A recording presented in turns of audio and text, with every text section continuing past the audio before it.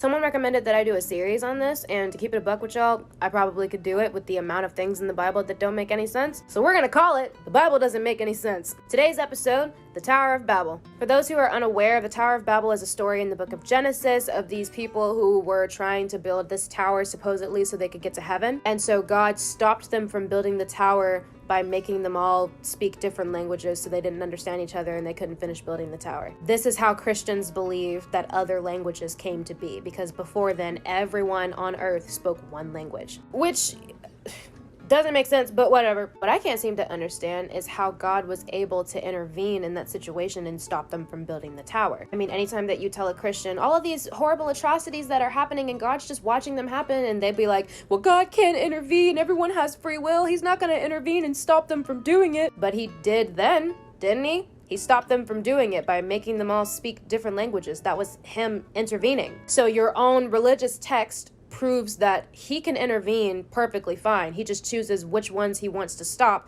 and which ones he wants to just let happen. In this case, the one that he chose to stop was when people were trying to get closer to him. Isn't that convenient? But priests raping children in the church, God can't intervene. He's just gonna watch them do it. Can't stop it. Can't do anything about it because he can't intervene. Interesting. Welcome back to my series, The Bible Doesn't Make Any Sense. Today's episode, Pharaoh and the 10 Plagues. This was a story in the book of Exodus where a Pharaoh was keeping Israelites enslaved, and the Israelites were supposedly God's people, and so the Israelites were crying out to God to save them, so God sent Moses to talk to the Pharaoh to try to let the Israelites go. Pharaoh didn't want to let the people go, so God sent 10 plagues over the entire land of Egypt. There's an intense kill count that happened during these 10 plagues of Egyptian people dying because of what God was doing to them, just because the Pharaoh wouldn't let the people go. He didn't just do this to the Pharaoh, he did this to all of the people of Egypt at that time. But I mean, you know God, killing people to make a point, that's kind of his thing. The 10 plagues are as follows. There was the plague of blood, frogs, gnats, flies, livestock, boils, hail, locusts, darkness, and then finally the death of the firstborn child. And while all of these are absolutely horrendous, there's a couple that I want to focus on specifically. First is the first plague, where God turned the Nile into blood. The Nile at that time was the only water source for the Egyptians, and so he killed all of the fish that were living in the Nile at the time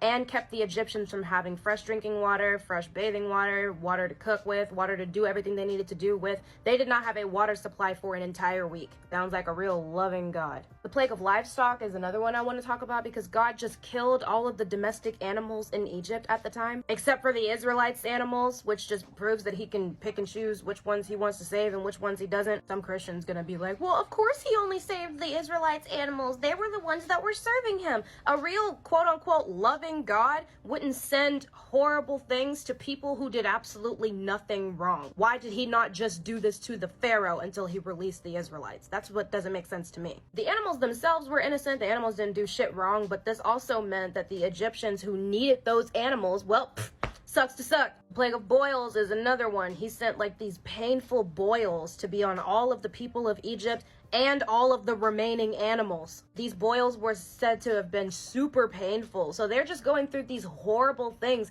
and they did nothing wrong. There was the plague of hail, and the hail described in the Bible is supposedly not the same hail that we know today. That hail back then was giant chunks of ice falling from the sky that could kill something or someone in an instant. There goes another kill count for you. And then, of course, the plague that everyone knows, killing the firstborn child. Keep in mind, this wasn't just for humans. This was also for animals as well. So random animals were dying, and the firstborn child of every Egyptian at that time died. This included the children of servants. Let's think about that for a second. This is what is now known as Passover, by the way, for people who didn't know that. This is when the Pharaoh finally decided to let the Israelites go. The wild thing is the part about God like hardening Pharaoh's heart is only in specific translations of the Bible. Some translations say that God hardened his heart. Other translations just say that his heart was hardened. It's real funny how nobody can get their fucking story straight. Drop some more suggestions of stories y'all want me to talk about in this series. I'm having fun.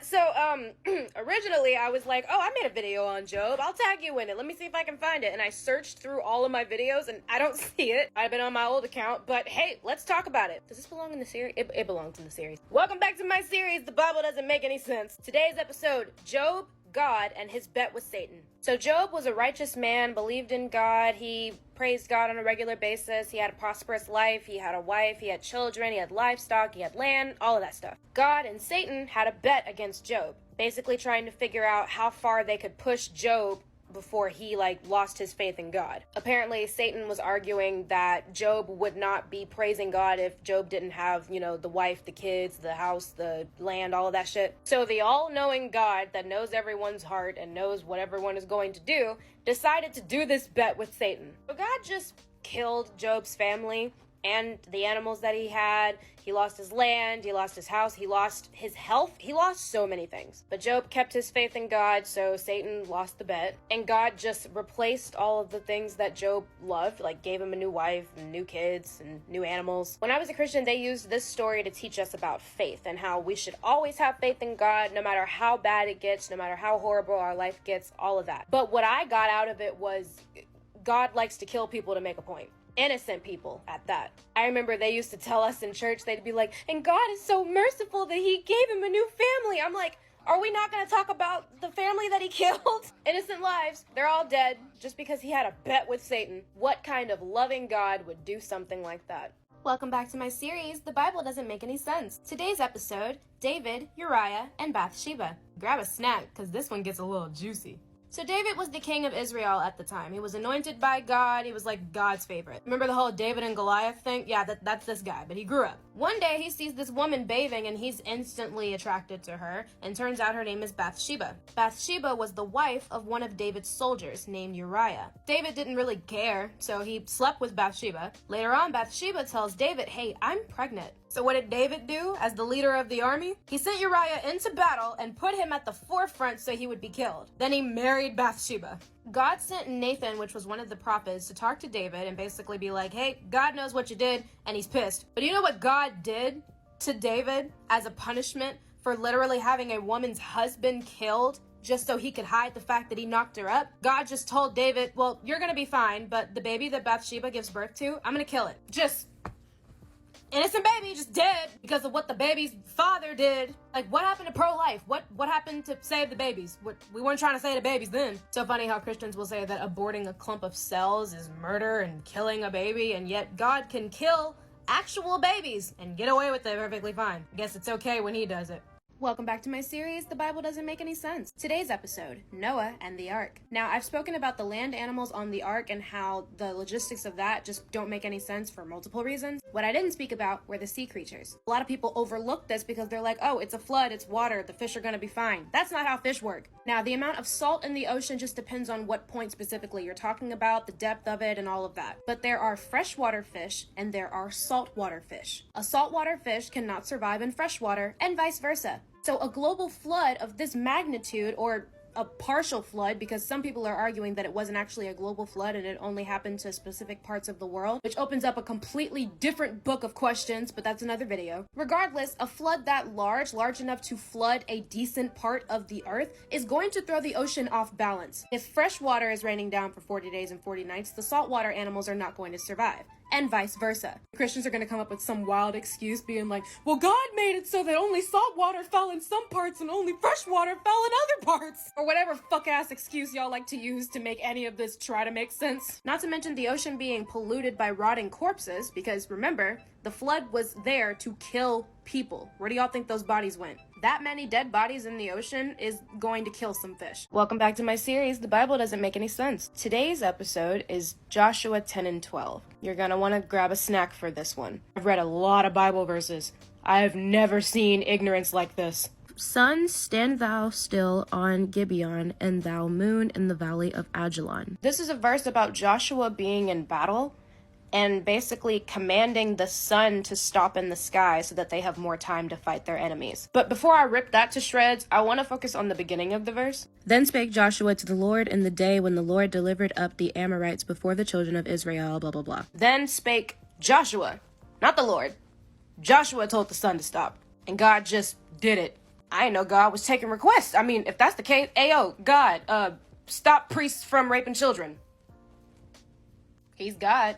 He should be able to do it if he apparently is taking requests to stop the sun. Which, yeah, let's talk about that part. Y'all remember in 5th grade science when they told us that a 24-hour day is made when the earth rotates on its axis, not when the sun revolves around the earth? So stopping the sun wouldn't make sense in any capacity. Well, the people that wrote this weren't aware of that at the time. Exactly. If God is all-knowing, wouldn't he know that that's not how a day works? Why would he have motherfuckers writing his book and they don't know the actual truth like he does? Why can't he just write it? Oh, the all-powerful being can't pick up a pen?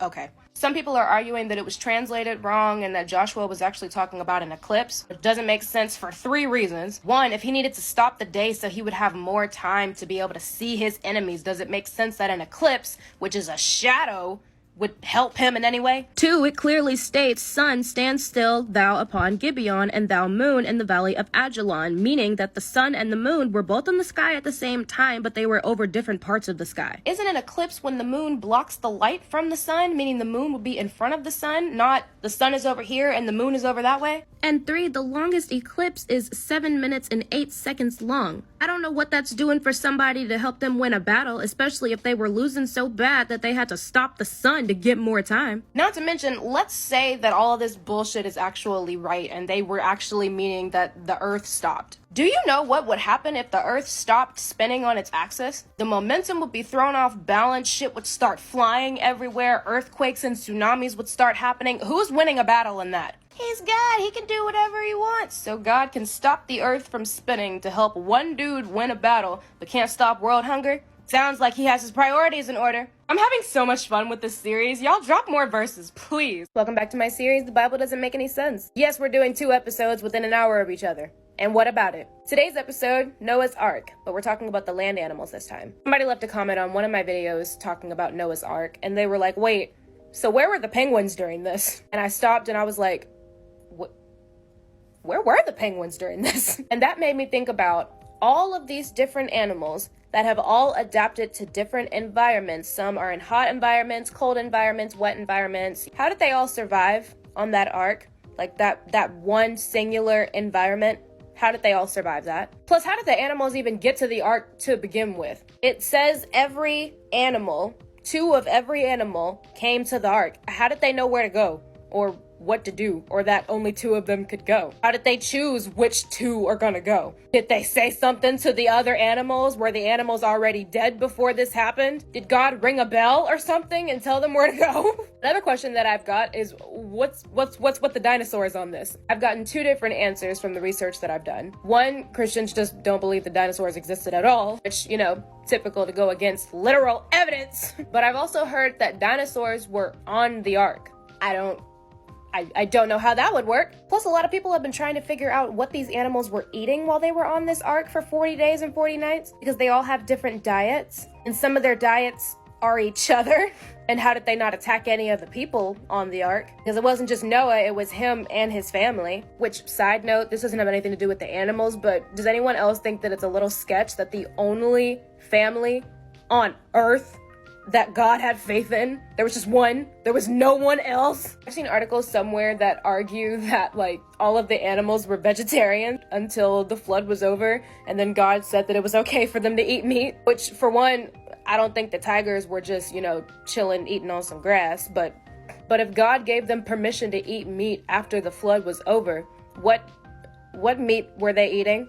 Were they eating the dead carcasses and dead human remains that have been floating in water for 40 days and 40 nights? Salt water at that? Or is it then that they started eating each other? And if that's the case, then that means that some of those animals would have went extinct because there was only 2 of them. I can go on and on and on. Welcome back to my series, The Bible Doesn't Make Any Sense. Today's episode, Galatians 3 and 10. This Bible verse sent me down a rabbit hole. Now, Galatians is in the New Testament, after Jesus was crucified, so this is Paul speaking. Galatians 3 and 10 reads, "For all who rely on the works of the law are under a curse, as it is written, cursed is everyone who does not continue to do everything written in the book of the law." There are many different people from a lot of different denominations that are trying to figure out what the fuck Paul is talking about, because it sounds like he's saying that all of the laws that were written before Jesus Christ was crucified are no longer valid. So I kept reading and came up on verse 23. Before the coming of this faith, we were held in custody under the law, locked up until the faith that was to come would be revealed, speaking about Christ. So the law was our guardian until Christ came, that we might be judged by faith. Now that this faith has come, we are no longer under a guardian. This is why some Christians don't follow the Old Testament, because it basically is invalid now, because those were rules set in place for people before Christ was crucified. Let me ask you something. If nothing in the Old Testament is valid and we're not following those laws anymore, do you know what laws were in the Old Testament?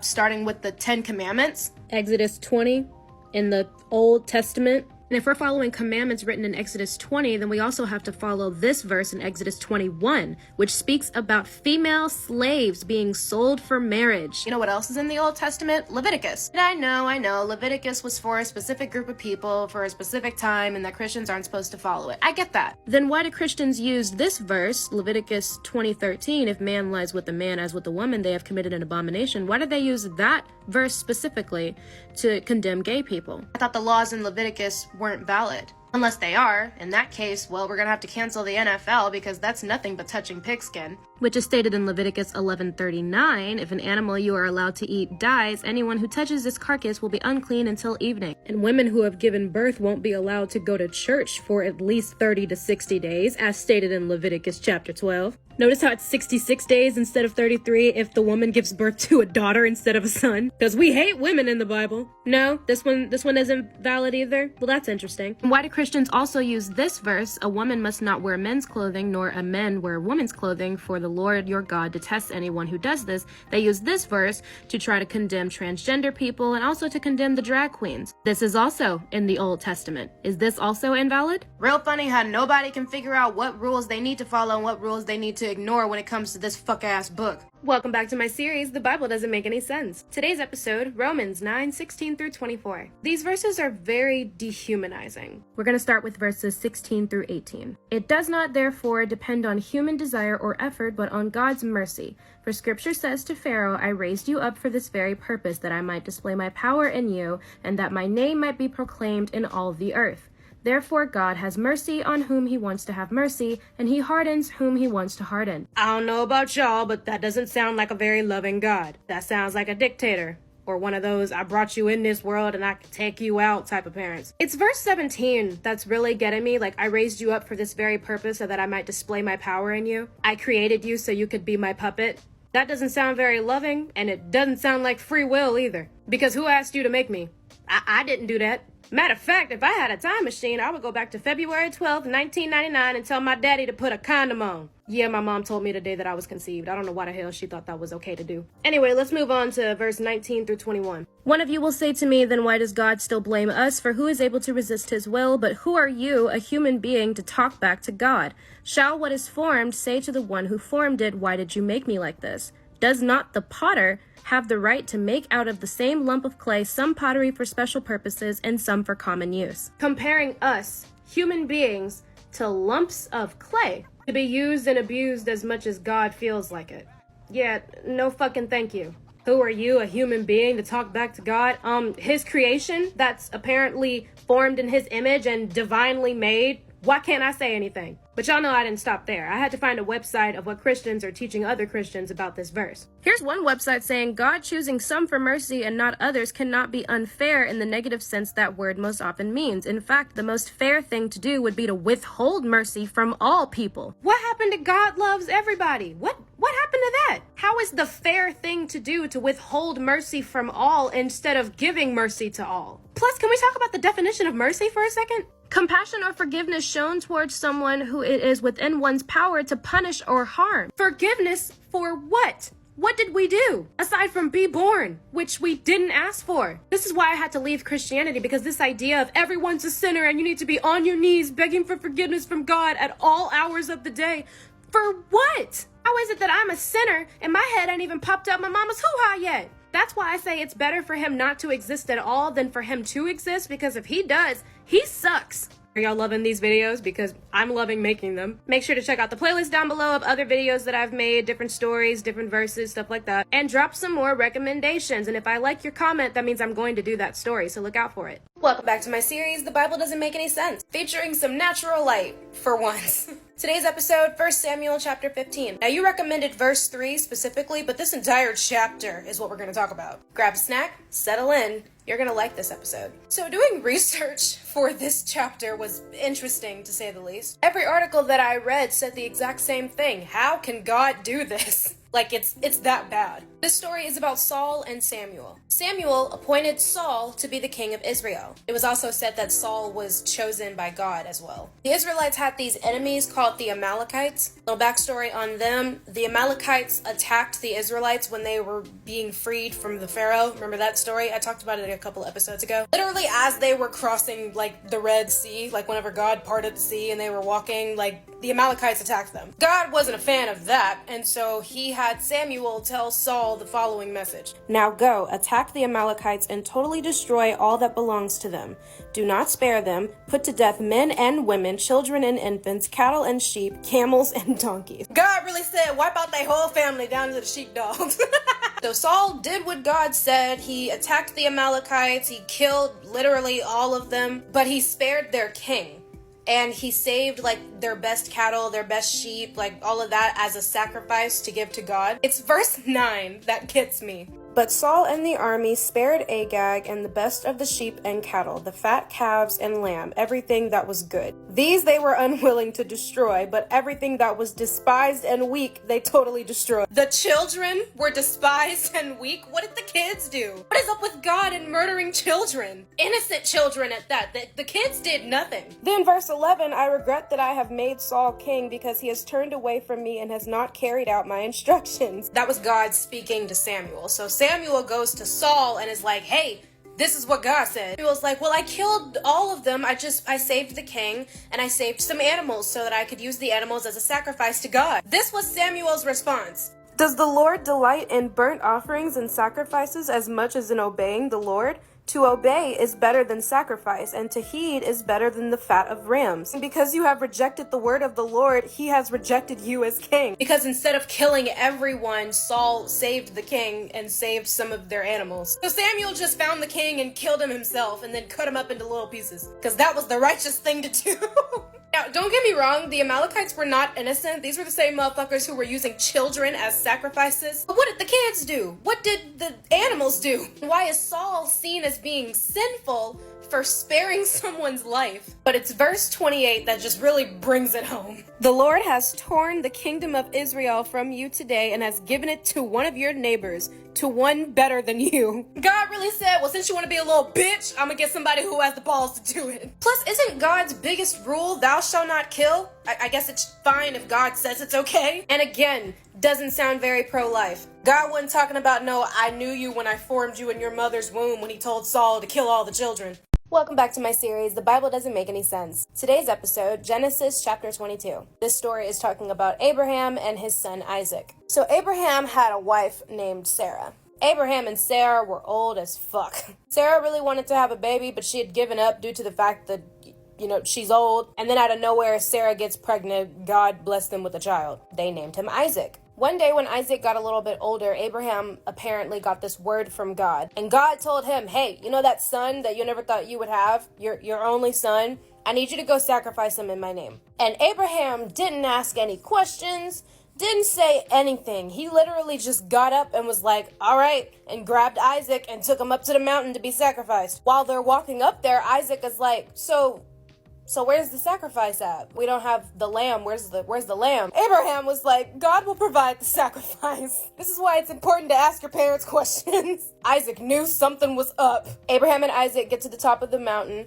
Abraham grabs Isaac, ties him up, puts him on the altar, is getting ready to kill him. And then God is like, wait, don't kill him. I was just testing your faith. Can you imagine being Isaac in this situation? Just like, Dad, what are you doing? After God stopped him, he said this. Do not do anything to him. Now I know that you fear God because you have not withheld from me your son, your only son. So not only did God kill his only son, but he also wants other motherfuckers to do the same. Again, what is up with God killing children? This was literally God being like, wow, you really will do just whatever I tell you to do. Even if that includes murder, which, again, like, is the Ten Commandments even valid at this point? It seems like they're constantly breaking it. And again, imagine being Isaac in this situation. Like, imagine that walking home in silence. Like, really? You weren't gonna tell me nothing. You were just gonna kill me. You weren't gonna blink. You weren't gonna think about it. You were just gonna kill me. I would never speak to my father again. I will say, though, Christians follow this, like, through and through. My own mother told me that if God told her to kill me, she would do it. Wouldn't think about it. She would be Abraham. And I know a bunch of other Christians that are the exact same way. This is why a lot of them believe that if you don't have God, you don't have morals, because if they don't have God, they don't have morals. Like, they only treat people well because God tells them to, and if God told them to stop, they would stop. If God told them to go on a murderous rampage, they would do it. They have absolutely no morals for themselves. They just follow whatever God says. I've done, like, 11 episodes in this series so far? Not once so far have I read anything that God said and been like, yeah, that sounds great. Welcome back to my series, The Bible Doesn't Make Any Sense. Today's episode, Deuteronomy chapter 22. Now, you recommended that we start at verse 28, but we're going to start at verse 13. This entire chapter is fucked up beyond measure. Really hammers on the idea that the Bible hates women, and there's a lot on purity culture and virginity. Now, this is Moses giving these laws supposedly from God to the Israelites. The same dude that was talking to a burning bush in Exodus. I really don't think that he's the most reliable narrator. Now, I've made a video before about how God never actually speaks for himself. He just sends messages through other people. I'm not saying that these laws aren't God's laws. They very well could be. They're just really specific. They have nothing to do with trying to get to heaven or praising God or anything like that. Literally just a bunch of laws of being like, if this person does this, you can kill them. Starting at verse 13, there is this long-winded law, and it's the most specific situation ever. You can pause to read the entire thing. I'll just give a gist of it. Basically says that if a man finds a wife and he realizes that he doesn't like her, he can basically argue that she wasn't a virgin whenever they met. So the parents of the wife are supposed to get the bloodied sheet from the night that they consummated their marriage and bring it to the townsfolk to prove that she was a virgin when they got married. If they can prove that she was a virgin, then he has to pay a fine and he has to stay married to her. But if they can't prove that she was a virgin when they got married, they have full right to stone her to death. You see how quick that took a turn?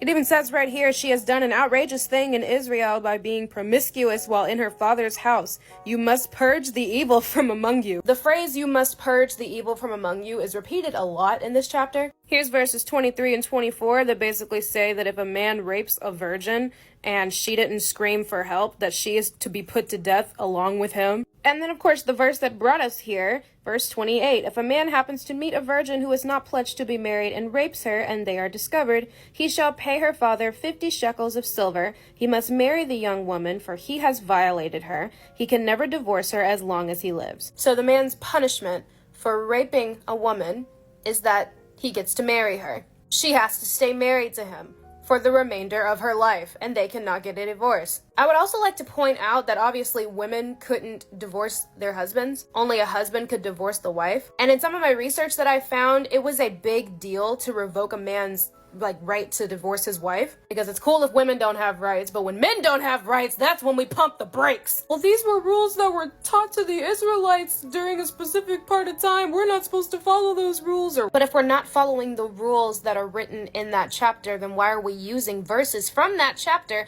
to condemn other people? This is also in Deuteronomy chapter 22. This is verse 5. A woman must not wear men's clothing, nor a man wear woman's clothing, for the Lord your God detests anyone who does this. Christians use that verse to try to say that God does not like the transgender community, or God does not like drag queens. So it's perfectly okay to use that one singular verse to condemn a group of individuals that hasn't done anything wrong to you at all. But the rules underneath that verse in the same chapter, those just aren't valid at all. And again, we just need to throw the Ten Commandments just out the window, because the thou shalt not kill is not being followed here. It's verse after verse after verse of being like, yep, stone them for that, stone them for that, stone them for that. Welcome back to my series, The Bible Doesn't Make Any Sense, featuring the dress I wore last night because I just got home. Today's episode, Daniel chapter 6. You are correct. This story is absolutely ridiculous. Go ahead and grab you a little snack. You're gonna like this episode. So in this story, there's a king named King Darius. King Darius had a bunch of administrators, one of which was Daniel. King Darius really liked Daniel. Daniel was a man of God. He was very trustworthy. Darius didn't see any corruption in him. So obviously Daniel was his favorite administrator, and that made the other administrators jealous. So they decided to start trying to dig up some dirt on Daniel to try to show to King Darius and be like, hey, your man's is not so sweet. But they can't find anything because, like I said, Daniel was a very trustworthy, just righteous man. So they decide that the only thing that they can use against him is his relationship with God. So they all get together and they go to the king and they tell him, hey, here's a law that you probably should pass. The king should enforce the decree that anyone who prays to any god or human being during the next 30 days, except to you, your majesty, shall be thrown into the lion's den. Now, your majesty, issue the decree and put it in writing so that it cannot be altered in accordance with the law of Medes and Persians, which cannot be repealed. So King Darius put the decree in writing. The reason I'm confused is because the Christian articles that I've been reading that are going over this story and the lesson behind it, they're all trying to paint it as if King Darius was tricked into passing this law. For one, I didn't think that you could do that to a king. And two, there was no possible way for them to trick him. They said to him the exact law that they were trying to put out. No one can praise any god or any other human aside from you, your majesty. I'm hammering on this because of the next part. Then these men went as a group and found Daniel praying and asking God for help. So they went to the king and spoke to him about his royal decree. Did you not publish a decree that during the next 30 days, anyone who prays to any god or human being besides you, your majesty, will be thrown into the lion's den? The king answered, the decree stands in accordance with the law of the Medes and the Persians, which cannot be repealed. He knew exactly what he was doing. Then they said to the king, Daniel, who is one of the exiles from Judah, pays no attention to you, your majesty,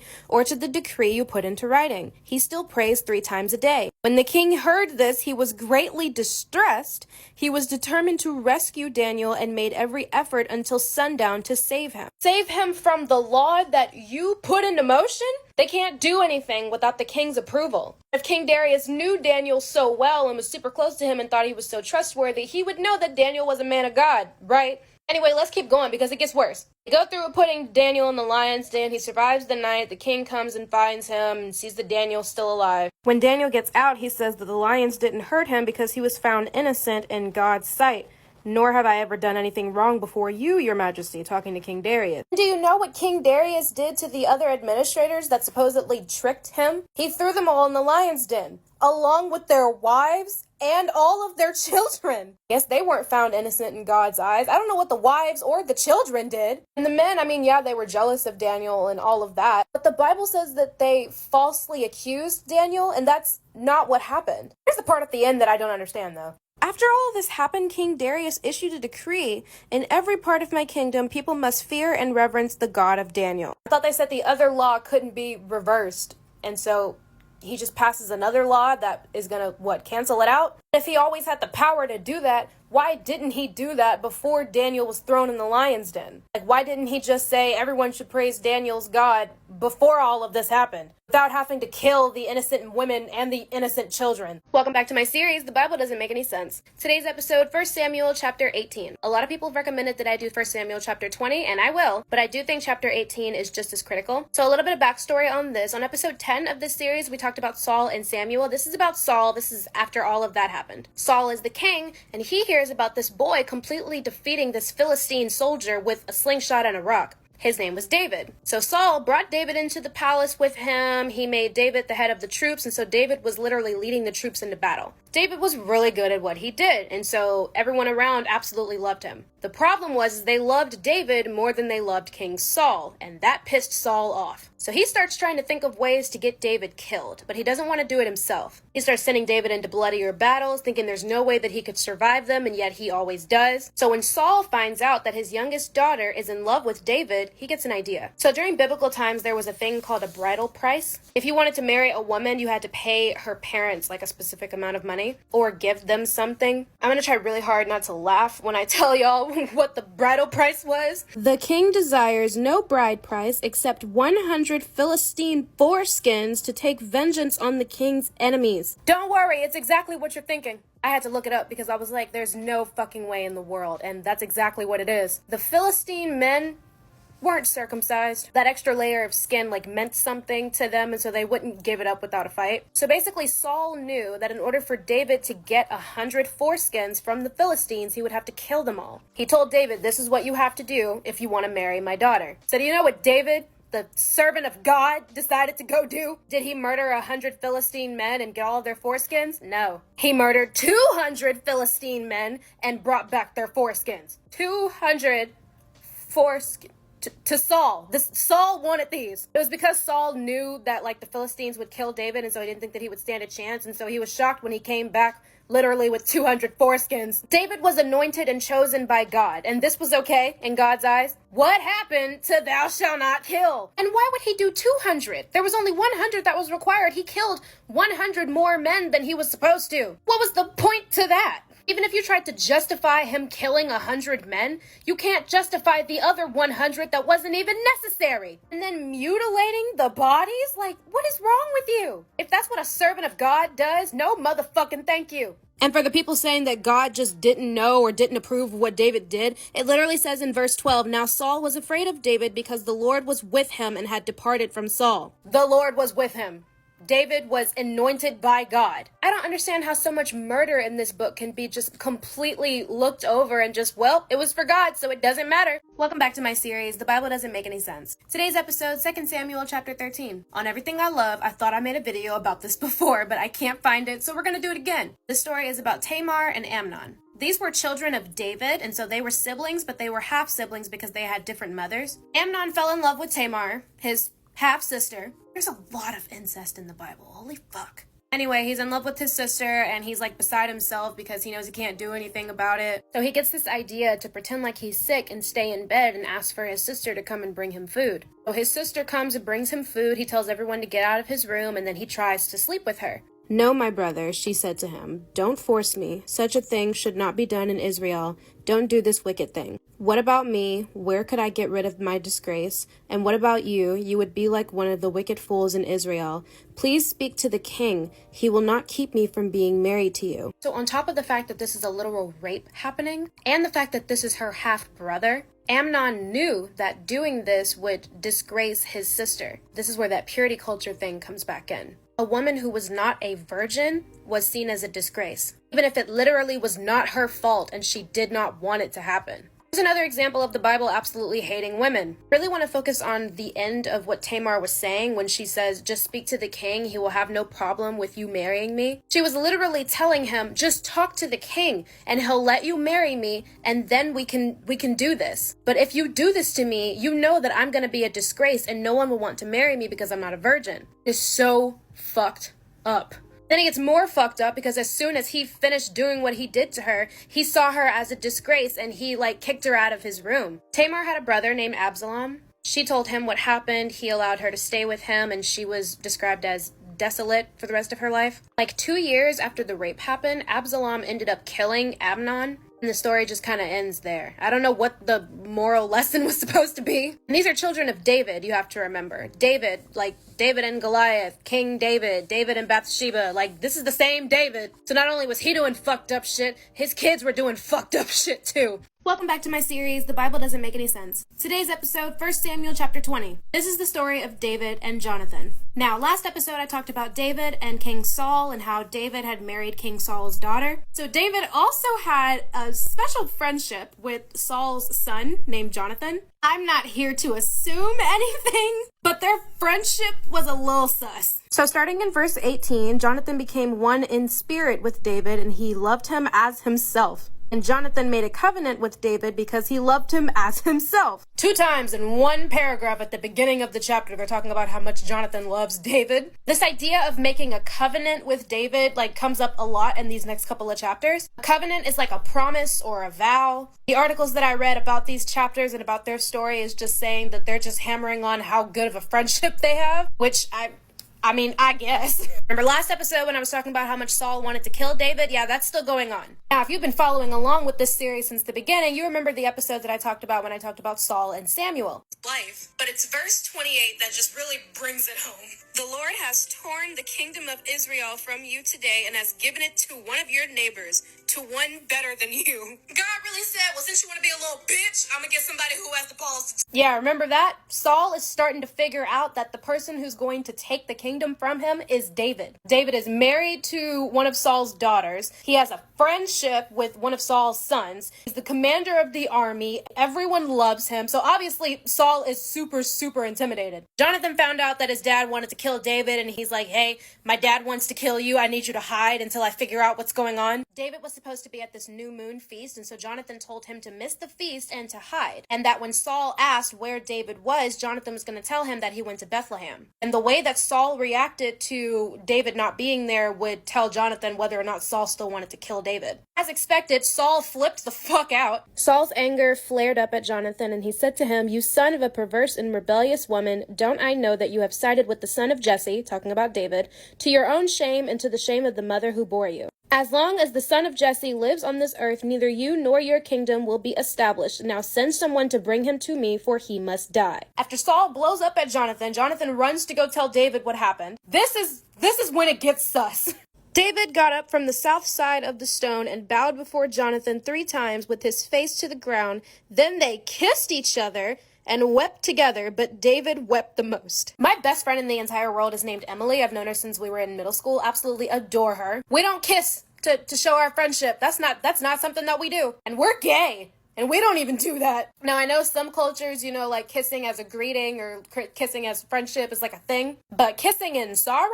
I don't know how that works. Anyway, David went into hiding, and he was hiding from Saul. Saul kept trying to get to him, and he couldn't get to him. One night, Jonathan finds David in hiding. This is their interaction. Don't be afraid, he said. My father Saul will not lay a hand on you. You will be king over Israel, and I will be second to you. Even my father Saul knows this. The 2 of them made a covenant before the Lord. Jonathan literally is telling David, my father knows that you are going to be the king, and he also knows that I will rule by your side instead of his. I'm not here to assume anything. Sounds a little gay, just a little. And they made another covenant before the Lord. Why do they have to keep making these vows to each other about how they're going to stay friends? Way later on in their story, Jonathan gets killed in battle along with his father Saul. This is how David refers to Jonathan while he's grieving. I grieve for you, Jonathan, my brother. You were very dear to me. Your love for me was wonderful, more wonderful than that of a woman. Now, he does refer to Jonathan as brother, but your love for me was greater than the love of a woman?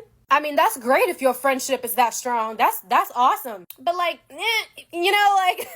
I know this can totally just be about friendship. It totally can. I just don't know a lot of instances where when I'm in sorrow, my first thing that I want to do is kiss my best friend. That's just me though. I don't know. Welcome back to my series, The Bible Doesn't Make Any Sense. Today's episode, Mark chapter 5, verse 24 through 34. I'm not gonna lie, I got excited when you commented this. This story was the first story that I ever read in the Bible. So in this story, Jesus is speaking to a crowd, and there's this woman who's watching him speak like from afar. This woman has a medical condition. Apparently, she had been menstruating for the past 12 years. 12 years. She had talked to a bunch of doctors, none of them could heal her, and so she thought that if she touched Jesus's clothes, that it would heal her. So she sneaks up behind him while he's talking and touches his clothes, and she's healed. The way the Bible words it, it says that Jesus felt the power leave him, which is weird because I didn't think that power was something that could be taken away from Jesus,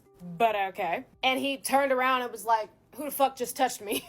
And the people are looking back at him and they're just like, dude, you see this big ass crowd around you and you talking about some who touched me? I also want to know why he had to ask who touched me. Like, if he's Jesus, he should have known who it was. He wanted to get her to admit it herself. That's fucking stupid, but whatever. She comes forward and he's like, your faith has healed you. Go and be free from your suffering. When I was a Christian, they used this story to teach us about faith and how, the faith of the mustard seed and just have faith and all of that shit. We're not going to talk about faith, though. That's a different video. We're going to talk about how in the blue fuck this woman survived bleeding constantly for 12 straight years. Now, I'm not a doctor, so I had to do some research on this myself.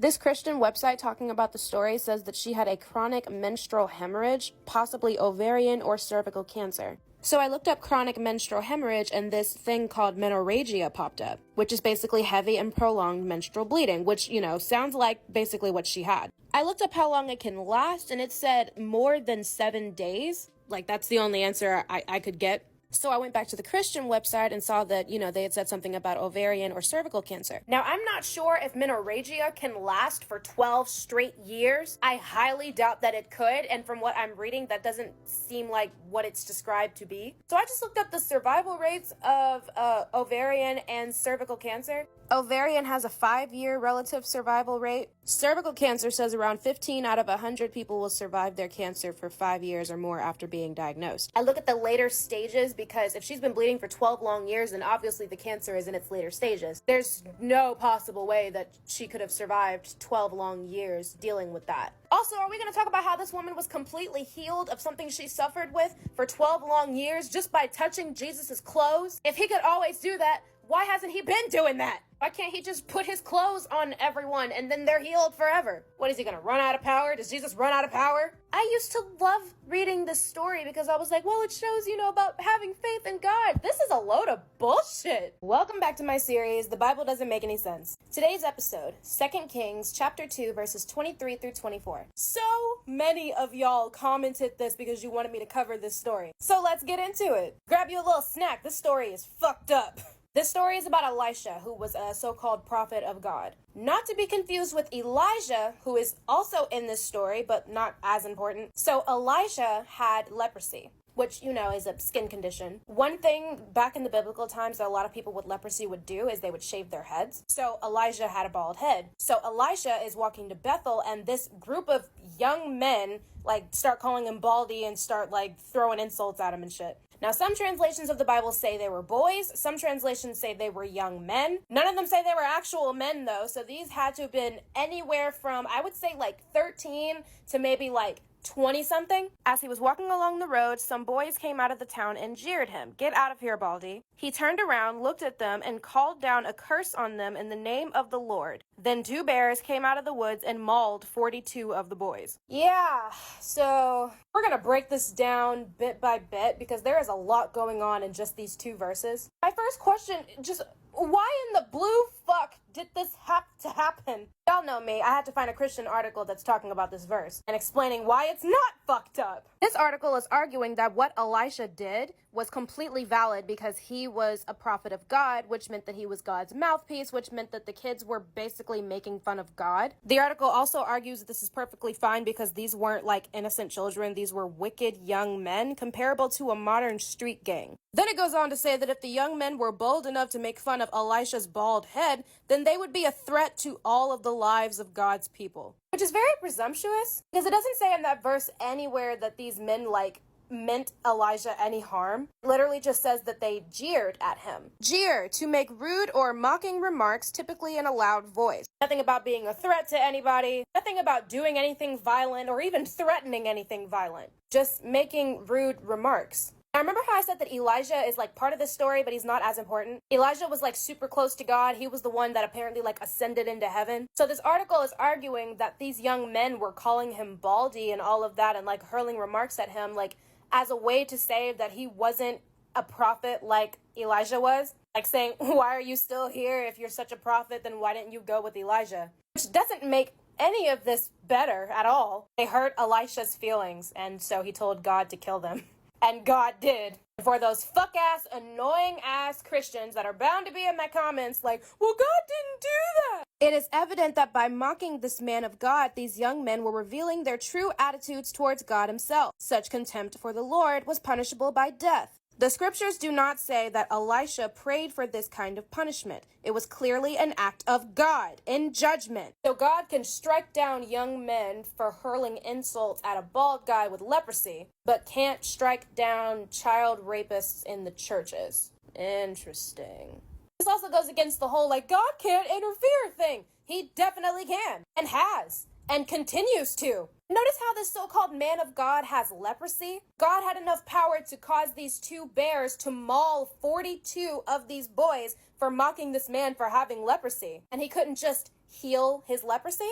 No, that's too much for God. It's not on his to-do list for someone following him This just perfectly proves God doesn't give a fuck about anyone, including his own followers. He only got pissed and intervened because, in his mind, they were talking about him directly. He didn't give a fuck about Elisha. I'll tell you one thing, I wasn't planning on making 2 episodes in one day, but I had never heard of this story before, and so I looked it up, and when I read it, I was like, yeah, we're gonna have to talk about this right now. Welcome back to my series, The Bible Doesn't Make Any Sense. Today's episode, Numbers chapter 15, verses 32 through 36. So this is in the Old Testament. The Israelites have been delivered and now they're going by all of these new laws that God gave them after he freed them from the Pharaoh. One of those laws was do not work on the Sabbath day. The idea of the Sabbath alone sent me down a rabbit hole. The Sabbath is on the 7th day, which is Saturday. This was an important law because God rested on the 7th day after he created everything in Genesis. So he told them as a covenant to him to rest on the 7th day as well. However,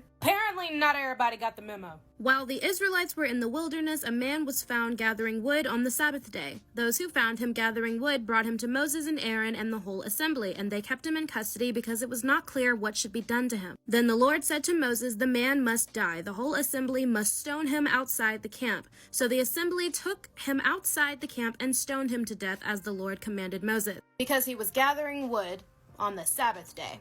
So here's what I want to talk about. In the 10 Commandments, in Exodus, the laws that I was talking about that God gave the Israelites after they were freed from Egypt, remember the Sabbath and keep it holy is a part of the 10 Commandments. Do you know what else is in the 10 Commandments? Thou shalt not murder. But what if you commit both, they cancel each other out on some PEMDAS shit? I understand having a law and not wanting to break it. I get that part. If you say his punishment should be death for breaking that law, okay. You're an evil God who kills children for fun. I'm not expecting much out of you. But why did you make Moses and everyone else do it instead of just striking him dead? Huh?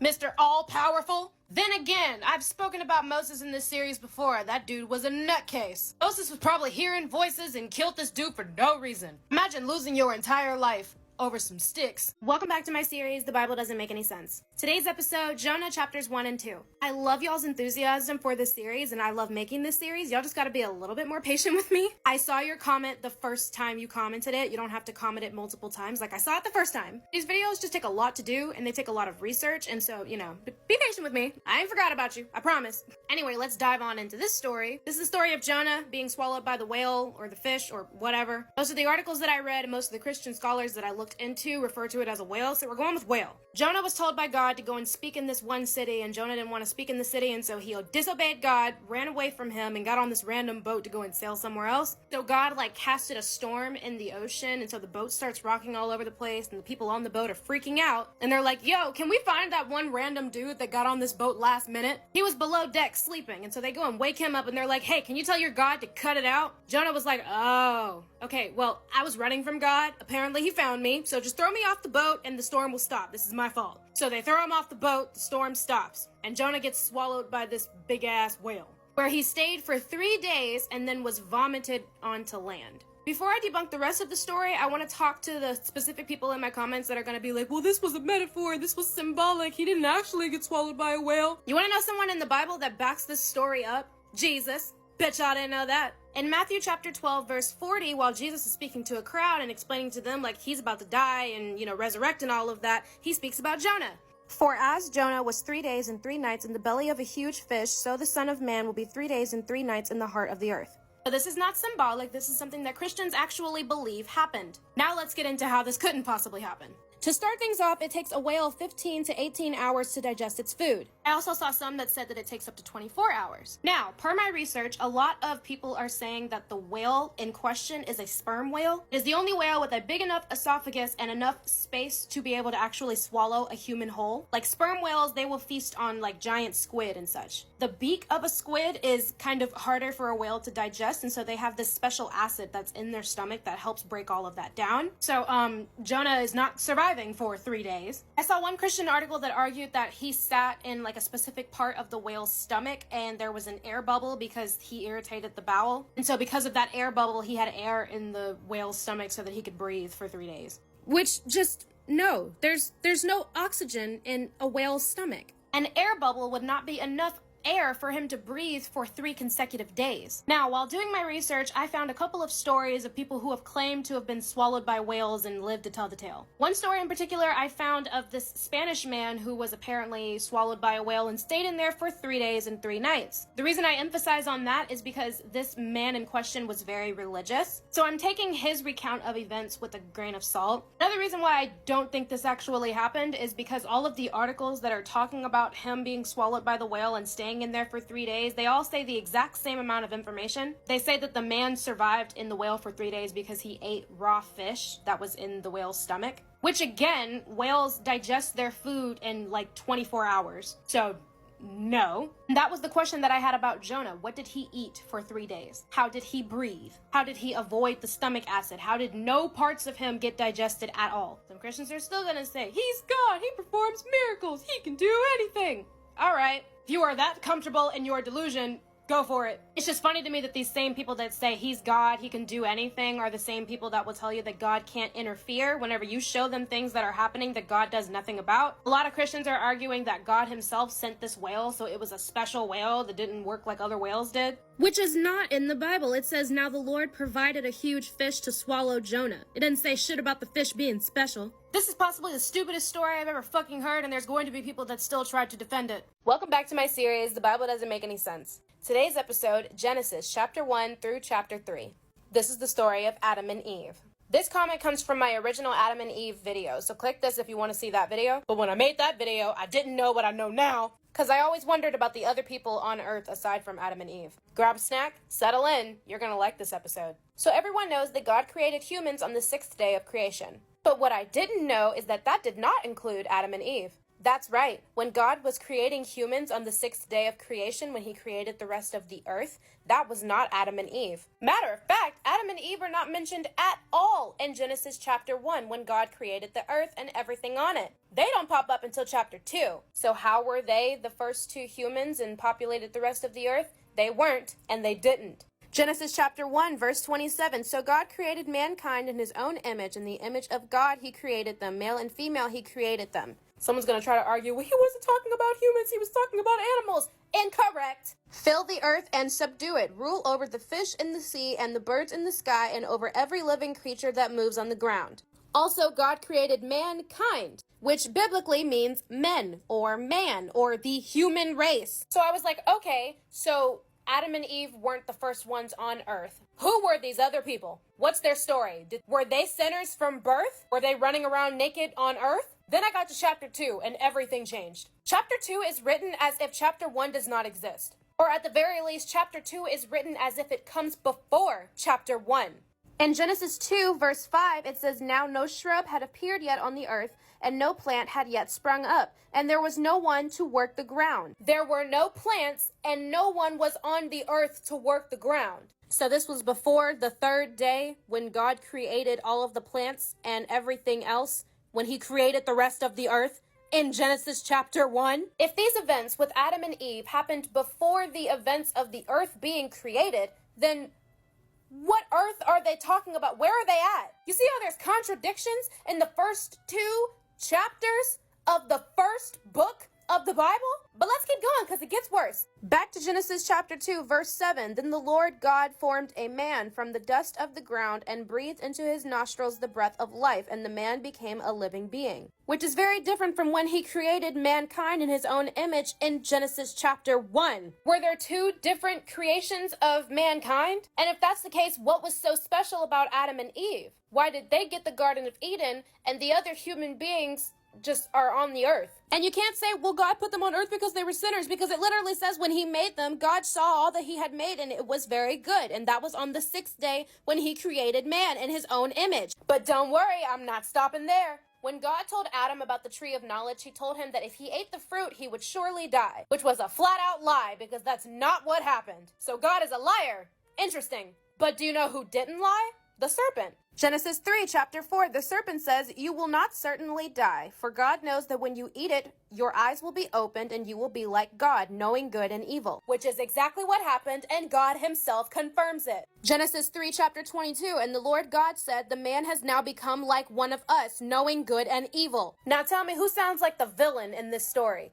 The Bible also proves that there were other people on earth before Adam and Eve. In Genesis chapter 4, after Cain killed his brother and the Lord found out about it, he said, "I will be a restless wanderer on the earth. Whoever finds me will kill me." And the Lord said, "Not so. Anyone who kills Cain will suffer vengeance 7 times over." Then the Lord put a mark on Cain so that no one who found him would kill him. God himself confirming that there were other people on earth, and yet they're not important enough to put in the book. Did they have names? Who were they? When he's speaking to Cain, he's speaking as if he has authority over all of them. And so I'm assuming all of them are his creation and they all praise him, right? Again, do they sin? Do they know what sin is? I have so many more questions. Nothing about this makes any sense. And they just thought that we would just listen to them and not actually read the Bible ourselves, which is what most Christians do. To keep it a buck, I read the Bible so much more now as an atheist than I ever did as a Christian. Welcome back to my series, The Bible Doesn't Make Any Sense. Today's episode, Deuteronomy chapter 20, verses 10 through 18. Now, before I say anything, I want everyone to keep in mind that this book is written by Moses, a fucking nutcase that we've talked about before in this series. So take everything that he says with a fucking grain of salt.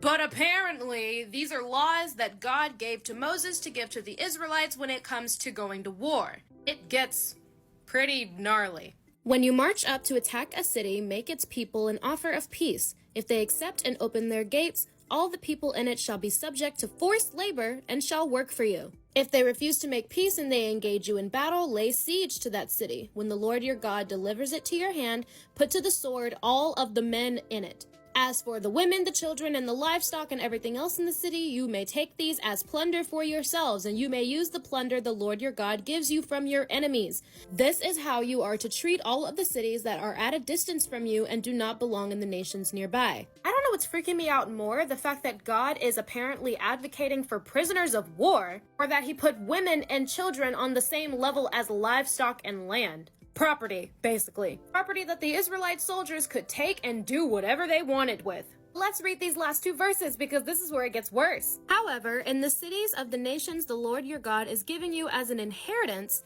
do not leave alive anything that breathes. Completely destroy them. A bunch of names that I'm not gonna read. As the Lord your God has commanded you. Otherwise, they will teach you to follow all of the detestable things they do in worshiping their gods, and you will sin against the Lord your God. They're gonna teach you to sin against me, and that's a sin. So I need you to commit a sin by killing all of them. Like it wasn't that long ago that they got the 10 Commandments. These are the same Israelites that were freed from Egypt. Freed from Egypt, not because God detested the slavery, but because God detested them not being able to praise him. Bringing them out of that so that not only can they praise you again, but they can also do your dirty work by killing the people who aren't praising you. I mean, he's God. Can't he just strike down his enemies? I mean, he's done it before. Why does God need humans to kill his enemies? It's just so wild that people can read stuff like this and be like, God is merciful, God is loving. No, God is a murderer. But he's a murderer that doesn't like to get his own hands dirty, and so he makes his followers do it instead. Doesn't make him any less responsible, though. That's what I hate when people are like, that wasn't God, God didn't do that, that was the devil, that was the enemy, that was this, that, and the third. First of all, he made all of them, so that was him. Second of all, nothing happens without his knowledge or approval, so that was him. And 3, have you read this book? He's real big on killing. This is kind of what he does. Every episode that I make for this series just makes me more and more mad that I was a part of this religion for so long. Welcome back to my series, The Bible Doesn't Make Any Sense. Today's episode, Judges chapter 19. Quite a bit to break down from just this one chapter. I wasn't exactly shocked reading this, like the Bible hates women. I get it. What shocked me were the Christian websites going over this chapter trying to justify it. And trust me, this is not something that could ever be justified. So in this story, there's a Levite and his concubine. Keep in mind that a concubine in biblical times was basically seen as like a second wife. So the concubine had duties to stay with her husband. This concubine ended up leaving her husband and going back to stay with her parents. Her husband found her, ended up staying a couple of days at the house with her and her parents, and then eventually was like, okay, we gotta go. They're traveling for a long period of time, and the man's servant is like, hey, maybe we should stop in one of these cities, to get some rest. And the man is like, no, we're not gonna stay anywhere where there's not God's people. We're gonna find a city that has Israelites in it, and we'll stay there. They find a city with Israelites in it. A man ends up taking them into his home. He feeds them, and they're having a grand old time until the man's house is surrounded by like men who lived in that city. So these are Israelites. And the Israelites are like, where's that dude that came into town earlier because we want to rape him? Before the motherfuckers start their shit, I want you to keep in mind that a man raping a man, especially in this type of context, was not seen as a homosexual act. There was absolutely no sexual attraction happening in this situation. This was purely to humiliate the man, much like men do in prisons today. Anyway, the owner of the house went outside and said to them, "No, my friends, don't be so vile. Since this man is my guest, don't do this outrageous thing. Look, here is my virgin daughter and his concubine. I will bring them out to you, and you can use them and do to them whatever you wish. But as for this man, don't do such an outrageous thing." But the men would not listen to him, so the man took his concubine and sent her outside to them, and they raped her and abused her throughout the night. At daybreak, the woman went to the house where her master was staying, fell down at the floor, and lay there till daylight. Her husband wakes up, sees her laying on the ground, and it's like, yo, get up, we got shit to do, and she's not moving. He realizes that she's dead, and so he takes her body, puts her on the donkey, and takes her all the way back home, where he took a knife and cut up his concubine limb by limb into 12 parts and sent them into all areas of Israel. Jesus. But wait, isn't that adultery? Apparently not. Because of the fact that women were seen as objects, as property, adultery was only for women. In biblical times, adultery had a very specific meaning. A married woman having sex with a man, not her husband. A man having sex with a woman, not his wife, was not considered adultery unless she was married or betrothed to someone else. The only way that it was considered adultery for men was if that woman, quote unquote, belonged to another man. So when the Ten Commandments said, "Thou shalt not commit adultery," it was telling married women that they needed to stay faithful to their husbands, even if their husbands didn't stay faithful to them. Now, what is a concubine? Well, in the Bible, a concubine was a woman acquired by a man as a secondary wife. Her purpose was to provide a male heir in the case of a barren wife, to provide more children in general, to enhance the family's workforce and wealth, and to satisfy the man's sexual desires. I did see some articles that claimed that children of concubines were seen as illegitimate, but I don't know if that was the case in the Bible. But regardless, their main purpose was to satisfy men. The thing that irritates me is this article from Christianity.com is basically trying to dictate why God allowed stuff like this to happen. Basically saying things like poverty and concubinage were not part of God's dream, but because they happened, he just decided to make laws to protect the people. Instead of just like, I don't know, not allowing it to happen. People love to say, well, God can't interfere. This is that argument that God can't interfere, which is so fucking funny because if you check this playlist, I've got at least 20 episodes of God interfering because shit wasn't going his way. So, no, this was fully God's dream because if it wasn't, he would stop it like he's done before. Plus, it says right here that God made the laws. If God made the laws, couldn't he just make sin not a thing? Like, the thing that he created? Also, something to keep in mind about Judges 19 specifically, they harp on this idea that during that time, Israel did not have a king. So this article is arguing that they are pushing on that idea that Israel didn't have a king as like a metaphorical thing, basically saying that people are nothing without a ruler. And because of the fact that Israel didn't have a king, they didn't have anyone to follow, so they were just doing whatever the fuck they wanted. And trying to connect that to how the world is today, basically saying that because we don't have a ruler, which would be God, we're just doing whatever the fuck we want. Also arguing that apparently these laws were put into place to expose how sinful humans are. The law was not intended to discover a way of justification different from that made known by the promise, but to lead men to see their need of the promise by showing their sinfulness of sin and to point to Christ, through whom alone they could be pardoned and justified. Basically saying, well, this is what happens when you don't have God. Which is so fucking funny because last episode of this series was God telling Israelites, hey, so what you need to do is you need to go into these towns, you need to tell these people that you want peace, and as soon as they make peace with you, take them as slaves. And if they don't make peace with you, kill them all and rape their wives. Go ahead and check last episode of this series if you want to see that. Horrendous, sinful things happening at the request of God. Interesting. Welcome back to my series, The Bible Doesn't Make Any Sense. Today's episode, Judges chapter 11, verses 29 through 38. When I tell you I thought Abraham and Isaac were bad, when I read the story of Abraham and Isaac, I was like, holy shit, he almost sacrificed his child. That's fucking insane. Plus, the Bible, completely goes against child sacrifice, so what the fuck? What I did not know is that there's an actual story of a man sacrificing his child to God. Yeah, grab a snack and settle in. This story is about Jephthah. Jephthah was fighting the Ammonites in a war, and he was trying to win. So because Jephthah wants to win the war, he decides to make this vow with God. And Jephthah made a vow to the Lord, if you give the Ammonites into my hands, whatever comes out of the door of my house to meet me when I return in triumph from the Ammonites will be the Lord's, and I will sacrifice it as a burnt offering. Well, the Lord delivered the Ammonites into Jephthah's hands, and he defeated them. So Jephthah knew that he had to keep his vow with God. When Jephthah returned to his home, who should come out to meet him but his daughter? When he saw her, he tore his clothes and cried, "Oh no, my daughter, you have brought me down, and I am devastated. I have made a vow to the Lord that I cannot break." His daughter says, "You have given your word to the Lord. Do to me just as you promised. Give me 2 months to roam the hills and weep with my friends because I will never marry." Jephthah let her go, and after 2 months she returned to her father, and he did to her as he had vowed, and she was a virgin. He sacrificed his child.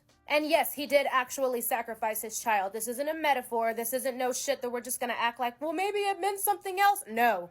This article on Christianity.com talking about this story says, some have suggested, hopefully, that perhaps the daughter's life was spared, that she lived into adulthood in perpetual virginity. Unfortunately, the hard truth is that Judges 11, along with other textual and historical evidence, says otherwise, and it says it plainly, whether our modern sensibilities like it or not. He 100% sacrificed his daughter. So why the fuck would he do that? Well, this article is arguing that it was because of ignorance. Sadly, while Jephthah was empowered by God's Spirit and knew something of Moses, he didn't understand who God was or what God desired. That ignorance cost his innocent daughter her life. They're arguing that the moral of this story is don't make stupid promises to God, because once it's a promise to God, you have to actually go through with it. Now, I could easily jump on the whole, well, why is God just letting this happen shit, but with the episodes I've done in this series, I've come to a conclusion. God doesn't give a fuck. He will sit there and watch atrocious things happen and will do absolutely nothing to stop them.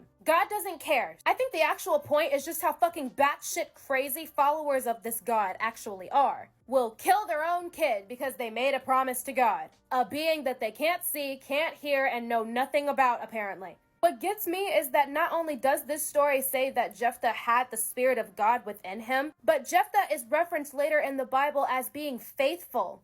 Hebrews 11:32 talks about some of God's quote-unquote chosen heroes and how they all, through faith, conquered kingdoms, administered justice, and gained what was promised. As you can see, Jephthah is included here. Is it not funny to anyone else that these quote-unquote God-fearing, God-chosen individuals gained what was promised by God by sinning? Noah got drunk. Abraham lied and ignored God's promise. Moses killed an Egyptian. Gideon set up an idol. Samson was lustful. Jephthah sacrificed his child, and David murdered Uriah.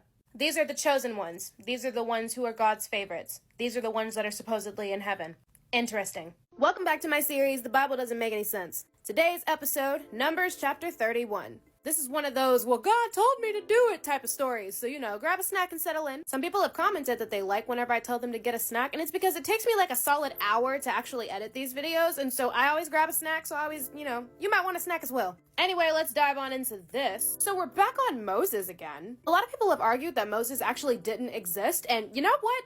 I hope he didn't. If he did exist, he's a fucking psychopath. Or at the very least, he was schizophrenic. In the story, Moses, apparently commanded by God, is going to war with these Midianites, who were seen as like the enemy of the Israelites. The Lord said to Moses, "Take vengeance on the Midianites for the Israelites." And so Moses said to the people, "Arm some of your men to go to war against the Midianites so that they may carry out the Lord's vengeance on them." Again, it's really funny how the Lord's vengeance has to be carried out by humans. Like, couldn't the Lord carry out his vengeance himself? Did God even say that he had beef with these people? Also, side note, genocide, ordered by a quote-unquote loving God. Just gonna leave that there. I did my research trying to figure out, what did the Midianites do? But apparently the only thing that the Midianites really did was they were bad influences on the Israelites. Like, the Midianites made the Israelites, start worshiping their God instead of, the God that the Israelites were worshiping before. Notice how God only wants someone dead whenever they're not praising him? That's interesting. Anyway, they fought against Midian as the Lord commanded Moses and killed every man. The Israelites captured the Midianite women and children and took all of the Midianite herds, flocks and goods as plunder. They burned all the towns where the Midianites had settled, as well as all of their camps. They took all the plunder and spoils, including the people and animals. But wait, it gets worse. Moses was angry with the officers of the army who returned from the battle. Have you allowed all of the women to live? He asked them. They were the ones who followed Balaam's advice and enticed the Israelites to be unfaithful to the Lord in the Peor incident. Now kill all the boys and kill every woman who has slept with a man, but save for yourselves every girl who has never slept with a man. The incident that is being referred to here is what I was talking about how, the Midianites had kind of made the Israelites follow their God. However, on top of that, the Israelite men were sleeping with the Midianite women. And this apparently caused them to stumble, and so all of the Midianite women had to die. Because again, the Bible hates women, but the Bible also hates children. Did you catch when it said kill all the boys? So I looked and I found this Christian article that was talking about just this chapter as a whole, and they justified killing all of the little boys because, well, they could possibly grow up to be soldiers and come back against the Israelites or not praise God. They killed boys, children. These are babies. They killed them because they would possibly grow up to be soldiers. They killed these kids because of a possibility. There is no quote-unquote loving God that would ever allow that to happen, let alone command it to happen. You want to know something interesting, though? I did some research on the Midianites, and they're actually descendants of Abraham, just like the Israelites were. But they were descendants of Abraham and his second wife, Keturah, not his first wife, Sarah, that we all know about. I don't know. I just thought that was interesting. Welcome back to my series, The Bible Doesn't Make Any Sense. Today's episode is going to be a little different, because today we're not going over what's in the Bible, we're going over what's not in it. Because when I saw your comment, I started thinking, when was Satan in heaven with God? Couldn't be in Genesis when God created the earth and all of everything else. So I started to dig a little deeper. Guess what? This story of Satan wanting to be like God and God kicking him out of heaven is nowhere in the Bible. That's right. Just give it a second to marinate. This story, nowhere in the Bible. It's mentioned in the Bible, symbolically, but the actual story and Satan's reasoning for being kicked out is never, not once recorded. This website here says Satan's fall from heaven was symbolically described in Isaiah 14:12-14 and Ezekiel 28:12-18. While these two passages are referring specifically to the kings of Babylon and Tyre, we believe that they also reference a spiritual power behind those kings, namely Satan, which doesn't make sense for two reasons. One, that's a bold accusation to take these kings and link them directly to Satan, and not like King David or somebody who was out here murking folks on a regular. But if these were a reference to the spiritual power of Satan, then where is Satan's origin story? Wouldn't it make sense that this entire book that is trying to tell you to stay away from this one individual, that this book would tell you in detail exactly what happened to that individual? It also never says in the Bible when this occurred, because in the beginning there was nothing, right? Genesis 1, in the beginning God created the heaven and the earth. Not one time is Satan mentioned in any of this. If Satan is depicted as a serpent in the beginning of Genesis, then where is his original origin story? I was taught as a Christian that Satan was in heaven with God and he was an angel and then he wanted to be better than God, and so God kicked him out of heaven and sent him to hell. Where is that in the Bible? It's not. Also, does anyone else think that it's a little funny that he says in the beginning God created the heavens and the earth, and then he goes into detail about how he created the earth, but never says shit about how he created the heavens? Who was there? Where are the angels? Was God by himself? Did he create the angels? I have so many fucking questions. And if he created the angels, that means he technically created Satan, right? So if he created Satan, wouldn't he know exactly what was going to happen? Because he's all-knowing and such. When I tell you I found this information out like 20 minutes ago, and now it makes me wonder, how many things were we taught in church that are actually not in the Bible any fucking where? And we just believe that it is because our pastor told us that it was. I never not once went to go and look in the Bible to try to find Satan's origin story or when he got kicked out of heaven. Don't you think that would be important things to document in this Bible? Also, apparently Jesus witnessed Satan's fall, and he mentions it in Luke 10:18. I saw Satan fall like lightning from heaven. How would Jesus see that if he wasn't born yet? This is when that whole is Jesus God or are they two separate entities argument pops back up. Because if you argue that God wrapped himself in flesh and sent himself to heaven, and that's how he saw that Satan fell from the heavens back whenever it happened, then that means that garden scene where Jesus is asking God to save him from being crucified, it's actually God asking God to save God from the thing that God said that God had to do, which That doesn't make any fucking sense. If Jesus was a physical being, a actual human that was born from Mary, there's no possible way that he could have saw Satan fall from heaven. Was Satan already there when God created the heavens and the earth? And if he was, what the fuck was his purpose? If he went bad and went rogue against God, why is that not documented? I need answers. Welcome back to my series, The Bible Doesn't Make Any Sense. Today's episode, Genesis chapter 4. This is the story of Cain and Abel. You asked, what did Cain do wrong? Nothing. He did nothing wrong. They taught us in church when I was a Christian that basically Cain was giving his sacrifice to God insincerely, like he was only doing it because he wanted to look good or whatever. You already know what I'm gonna say. Yeah, that's not in the Bible. Now Abel kept flocks and Cain worked the soil. In the course of time, Cain brought some of the fruits of the soil as an offering to the Lord. And Abel also brought an offering, fat portions from some of the firstborn of his flock. The Lord looked with favor on Abel and his offering, but on Cain and his offering he did not look with favor. So Cain was very angry. Both brothers did the exact same thing. They both took a sacrifice from the thing that they worked with and gave it to God. But Abel's sacrifice was accepted and Cain's wasn't. Now, I'm not here to assume anything. Actually, yes, I am. You remember how many times God has killed people? He kind of likes murder. That's something that turns him on a bit. And he's an egomaniac. So thinking about this, looking at God's track history, it sort of makes sense that he would side with the person that decided to kill instead of the person who didn't. Don't jump on my neck. That's just how I'm looking at it. The shit that gets me, though, is God's response to Cain being upset about this. He's like, why are you angry? Why is your face downcast? If you do what is right, will you not be accepted? Bro, what are you talking about? What is right? He did the exact same thing as Abel, and you liked what Abel did, but you didn't like what he did. Fruit of the soil isn't enough for you? You have to have dead flock? That's what makes you happy? Fucking weirdo. Cain was the firstborn, and Abel was his only sibling, just like me and my sister. I was jealous of my sister when we were kids because she was born when I was 4 and she ended up getting all the attention and shit. I don't think I would have killed her though, but I understand where he's coming from. So yeah, Cain killed his brother Abel. God asked Cain about it. Cain lied and was like, I don't know where my brother is. And then God was like, yes, you do. The thing that's getting me though is what God gave Cain as a punishment for killing his brother. When you work the ground, it will no longer yield its crops to you. You will be a restless wanderer on the earth. Cain's punishment was God took away the one thing that Cain loved and did as a living and sent him to wander the earth. I get that he killed his brother and that's wrong, but this seems a little harsh. But can we also keep in mind that this is the first murder, or at the least the first murder that's written in the Bible? Did Cain even know what he was doing? Did he know how to kill his brother? How did he know to kill his brother? No one had done it before. Did he discover murder? I'm so lost. The verse specifically says Cain attacked his brother Abel and killed him. It doesn't say that he meant to kill him.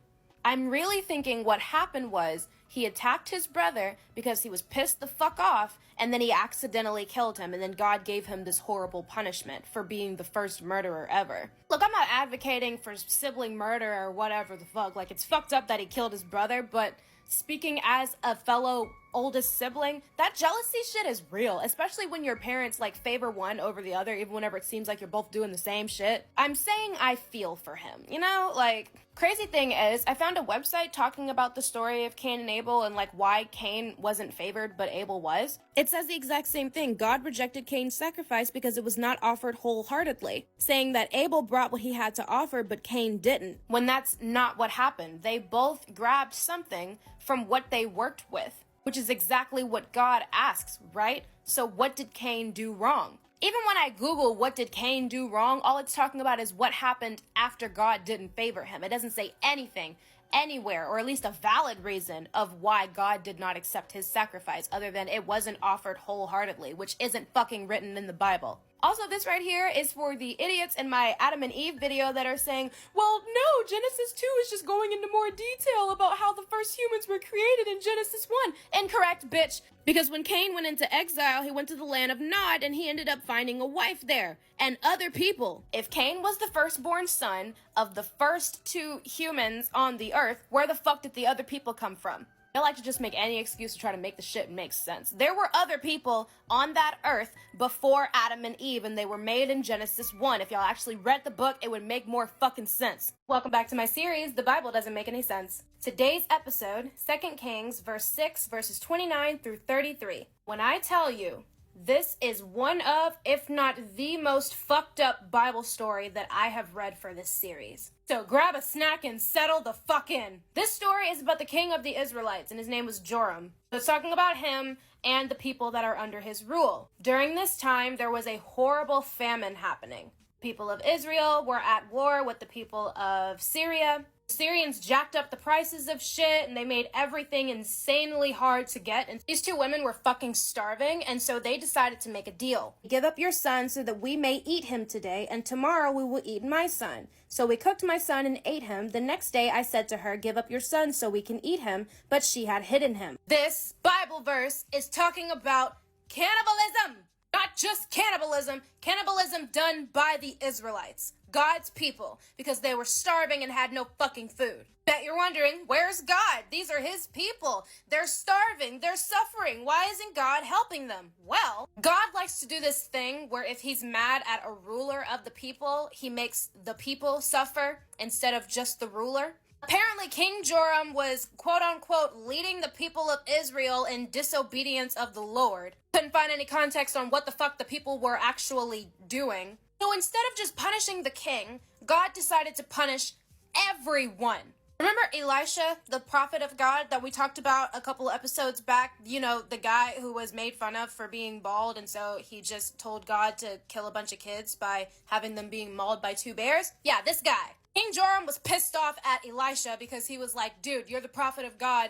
What the fuck is going on? Why are my people starving? So King Jorham wanted Elisha dead. So when Elisha found out that King Jorham wanted him dead, Elisha's like, well, I've got a promise from God. We're gonna get food tomorrow, so everything's fine now. Which just proves that God could have done it the entire time. So my question is, what the fuck was he waiting for? He was watching these women kill their own children and eat them to survive because they were being disobedient to God. God's just standing there watching them starve. His own people. These are Israelites. What pisses me the fuck off is one of these websites that I found that's like going over this story says this one sentence that makes me want to punch the fuck out of my laptop. Whatever the circumstances, we should never resort to sin, but wait for God's salvation. I'm sorry, what? I'm so lost. What were they supposed to do exactly? Because it sounds to me that God was throwing a little temper tantrum and being like, oh, you want to turn your back on me? Fine. No food for you until you say I'm sorry. Why did God wait until Elisha's life was in danger to finally be like, all right, fine, I'll give them some food? Like, nigga, fuck you. Funny thing is, this chapter ends with Jorham saying, the disaster is from the Lord. Why should I wait for the Lord any longer? And you know what? I felt that. Can you imagine the horror of having to kill and cook your own child just so you can survive and not starve to death because your God is mad that you turned your back on him? Are you fucking kidding me? I'm not seeing a loving and merciful God at all in this story. It's really fucking funny to me that anytime that I read any of these stories and I'm looking at like the Christian websites that are backing it up, there's so much blame being passed around to literally everyone but the being that deserves it, the being that started it, fucking God. This is what I mean whenever I say that Christians are delusional, because if you can read a story like this and be like, yep, God is a loving God, something wrong with you, and I don't want whatever you got. Welcome back to my series, The Bible Doesn't Make Any Sense. Today's episode, Luke chapter 14, verse 26. I wasn't surprised reading this verse, like, it makes sense, but I did not realize that something like this was actually just written straight in the Bible. So you know that idea that Christians have in their head that, you know, when they're following Christ, they have to be like completely miserable, putting everything in their lives on the back burner and putting God at like the forefront. Even as an ex-Christian, I didn't know that Jesus literally said that that was something that they had to do. If anyone comes to me and does not hate father and mother, wife and children, brothers and sisters, yes, even their own life, such a person cannot be my disciple. If you want to fuck with Jesus, you gotta hate your life first. I can't even argue it at this point. Christians are miserable. Jesus literally instructs you to be miserable. That's the only way that you can fuck with him.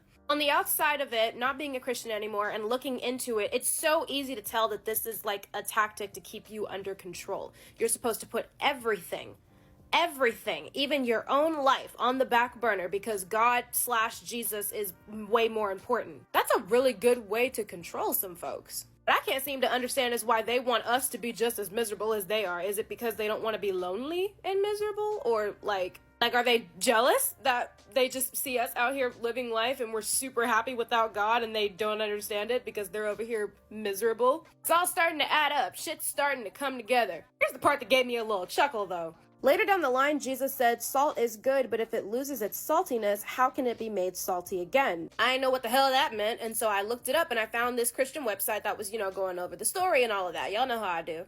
It says the disciples of Jesus will lose their saltiness when they compromise with the world or learn to love its ways. Instead of being different by remaining godly and faithful to Jesus, their love for wealth, fame, luxury, or pleasure may lead to the loss of their saltiness. Interesting. Their love of wealth, fame, luxury, and pleasure may lead to the loss of their saltiness. And think, those are the same men of God that preach the prosperity gospel of basically saying, the more money you give me, the more money you'll get back. I promise. While they count their millions and you count the days before they shut off your power because you couldn't afford to pay your bill. Someone's gonna be like, well, those aren't real Christians. Cool, so you admit that Christianity is full of hypocrites. That's all I wanted to know. Welcome back to my series, The Bible Doesn't Make Any Sense. Today's episode, Exodus chapter 4. Before I get started, I just want to say, this is episode 30, y'all. 30. I have made 30 episodes of this series, and it's not stopping. It's not going anywhere anytime soon. It's because of y'all. It's because of how much y'all love this series. As long as y'all keep loving it, I'm gonna keep making it. But yeah, let's get into this because we back on Moses again. So Moses has been talking to God, and Moses is worried about talking to people because he's like, I'm slow to speak, and this, that, and the third, and God's getting mad at him. It's like showing Moses different, miracles or whatever, like he turned a steak into a snake, turned water into blood, also made Moses have leprosy on his hand for a bit. I don't know, it's fucking weird. God sends Moses to go talk to the people in Egypt, and he wants him to go talk to the Pharaoh specifically and, show the Pharaoh all this shit. But he also said, I will harden his heart so that he will not let my people go. So I don't know what the point was to showing the Pharaoh the miracles, but all right, this is where it gets weird. At a lodging place on the way, the Lord met Moses and was about to kill him. But his wife took a knife, cut off her son's foreskin, and touched Moses' feet with it. So the Lord let him alone. What?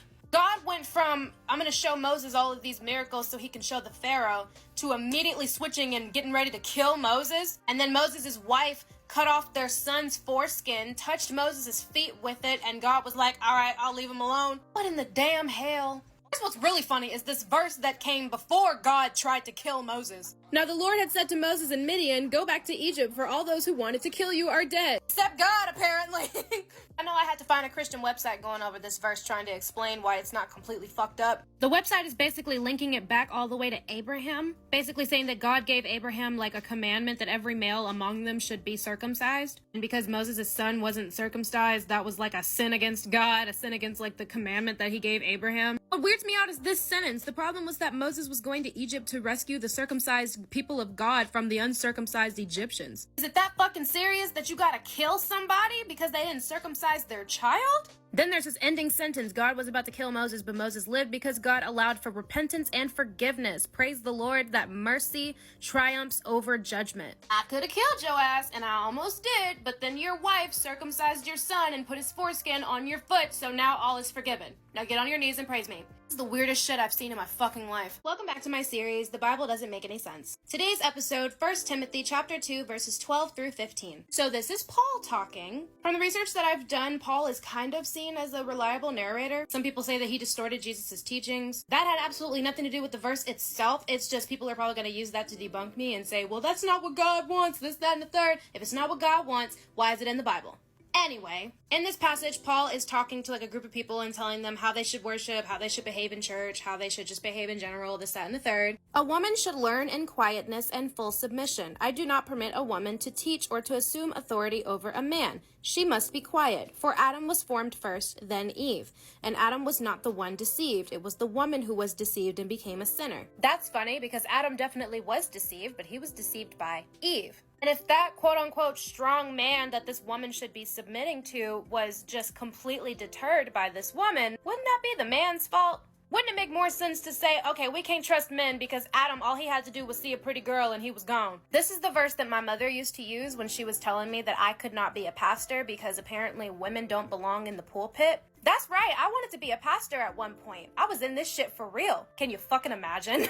Y'all know I had to look up some Christian articles just to see what they're saying about this little passage and what they're trying to do to make it sound not as bad as it does. This article here is basically saying that Paul simply stated that women should not be excessively loud or frenzied during a church gathering. Just as clothing should reflect a controlled, reasonable person, so too should behavior in the church service reflect godly peace. Which maybe I could possibly believe, if it wasn't for verses 8 through 10. Therefore, I want the men everywhere to pray, lifting up holy hands without anger or disputing. I also want the women to dress modestly with decency and propriety. This chapter as a whole is instructions on worship. If this is not aimed specifically on trying to silence women in the church, then why are the instructions for men to pray and the instructions for women to watch what they wear? Why isn't the Bible telling men to watch what they wear? And why isn't it instructing women on how to pray? People like to throw in all these random ass meanings and shit. Read the text. It is saying, word for word, teaching men how to pray and teaching women how to dress modestly and how to shut the fuck up when men are talking. It's literally written right there in the word. Some people will still say, God doesn't hate women. Maybe God doesn't, but everyone writing his book sure as hell does. Welcome back to my series, The Bible Doesn't Make Any Sense. Today's episode, Genesis 19. I'm gonna let y'all in on a little secret. I made a video about Genesis 19 a long time ago, but I made that video before I even started this series. So I'm gonna let Past Seraphina take over from here and she'll educate y'all on what Genesis 19 is all about. Enjoy. All right, buckle up, y'all. We're about to tackle all of this in one video. This comment is referring to Lot, his daughters, and the destruction of Sodom and Gomorrah in the book of Genesis. First, starting with the story of Sodom and Gomorrah. Now, the mention or hatred of gay people is in two parts of the Bible. One, in Leviticus 20:13, and two, in the story of Sodom and Gomorrah in Genesis. People claimed that God destroyed Sodom and Gomorrah because they were gay and being gay is a sin. Yeah, nope, that's not even close. Were the men raping other men? Yes, they were. But not because they were gay, not because they were getting pleasure by it, because it was a violent act, a humiliation thing. They do the same thing in prison. The men in prison aren't raping other men because they're attracted to them. It's because it's a humiliation thing. Also, I need everyone to sit and think about this. If it was true that God destroyed this entire town because they were gay, does it make sense to anyone that an entire city, either now or back then, would be full of only gay people? Where? When?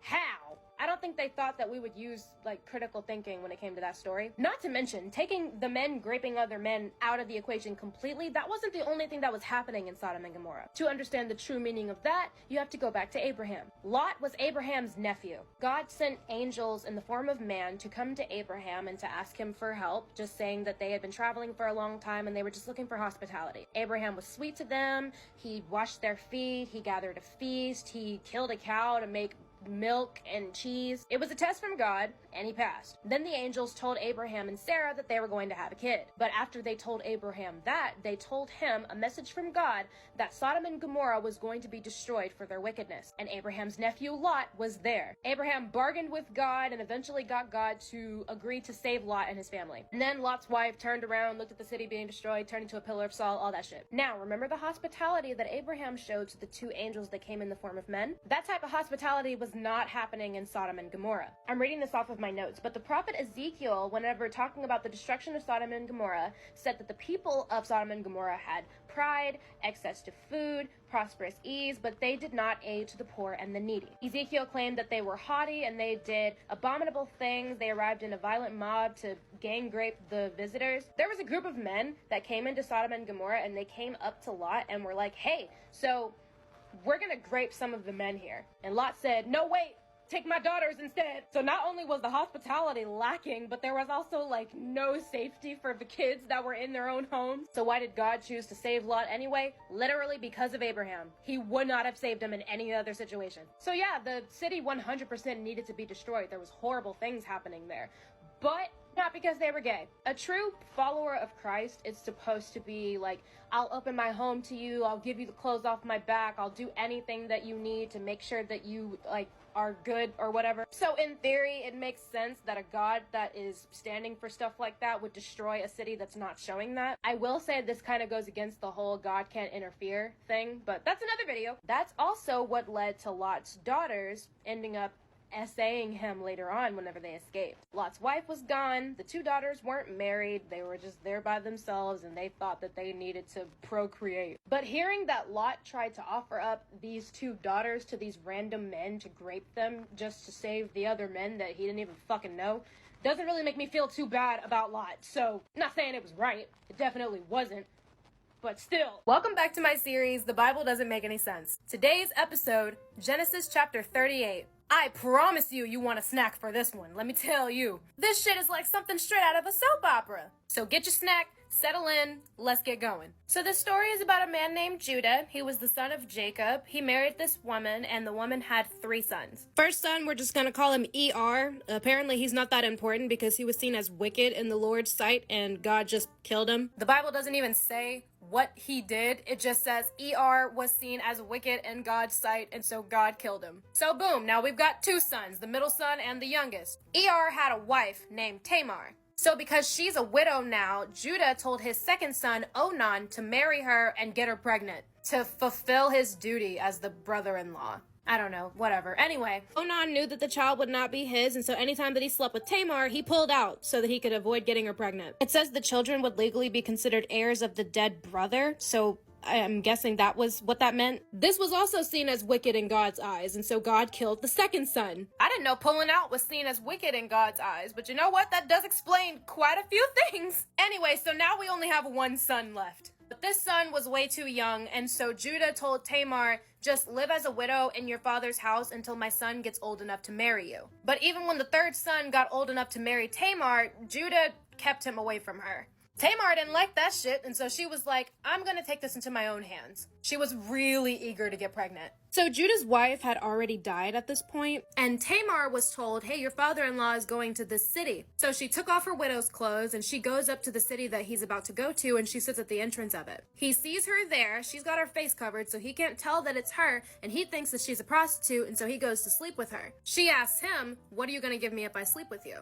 He said, I'll give you a goat. And she said, cool. Give me something right now, and then once you send me the goat, I'll send back whatever you give me. He was like, what do you want? She said, I want your seal and its cord, and I want that staff in your hands. Judah was like, cool, gave it to her, slept with her, and she got pregnant. Judah sent a guy to send the goat to the prostitute so that he could get his staff and everything else back. When the guy went to the city and was looking for the prostitute, they were like, we don't know who that is. So the guy comes back, tells Judah, I couldn't find her, and so Judah is like, let's just let her keep it, otherwise we'll just be a laughingstock. 3 months after that happened, Judah gets word that Tamar is pregnant. And Tamar should not be pregnant because she's a widow living in her father's house. So Judah is like, oh, prostitution? Put her to death. Which is wild because he literally slept with a prostitute. This is what I mean when I say I don't fucking like men. Anyway. So they bring Tamar out, and she had sent a message to Judah saying, I'm pregnant by the man who owns these. And then she was like, see if you recognize whose seal and cord and staff these are. So Judah looks and he's like, oh shit. Realizes that he slept with his daughter-in-law and then says, she is more righteous than I. Basically saying she knew that I was purposely keeping my third son from her and she wanted to have a kid, so she went and had a kid. Then it says at the end of the chapter he never slept with her again. I don't know why that matters, but okay. And then later on, Tamar gave birth to twins. If you told me this was straight out of Greek mythology or a soap opera or whatever the fuck, I would 100% believe you. I don't know about y'all, but I'm still stuck on the 2 sons that were murdered for seemingly no reason. The first one was definitely murdered for no reason because literally the Bible doesn't even tell us what the fuck that firstborn got killed for. And the second one was killed for pulling out?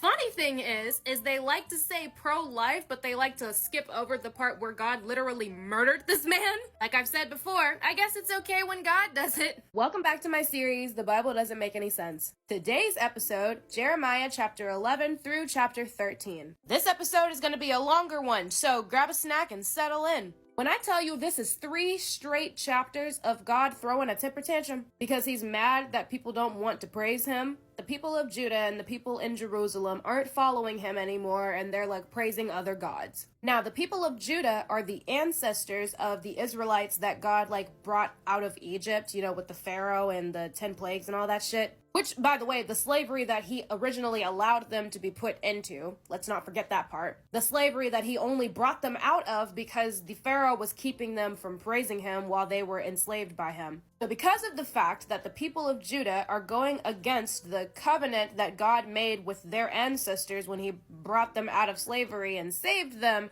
God's mad. From the time I brought your ancestors out of Egypt until today, I warned them again and again, saying, "Obey me." But they did not listen or pay attention. Instead, they followed the stubbornness of their evil hearts. So I brought on them all the curses of the covenant I had commanded them to follow, but that they did not keep. I want to remind y'all that the so-called stubbornness in their evil hearts is just them not wanting to praise that God. There is a conspiracy among the people of Judah and those who live in Jerusalem. They have returned to the sins of their ancestors who refused to listen to my words. They have followed other gods to serve them.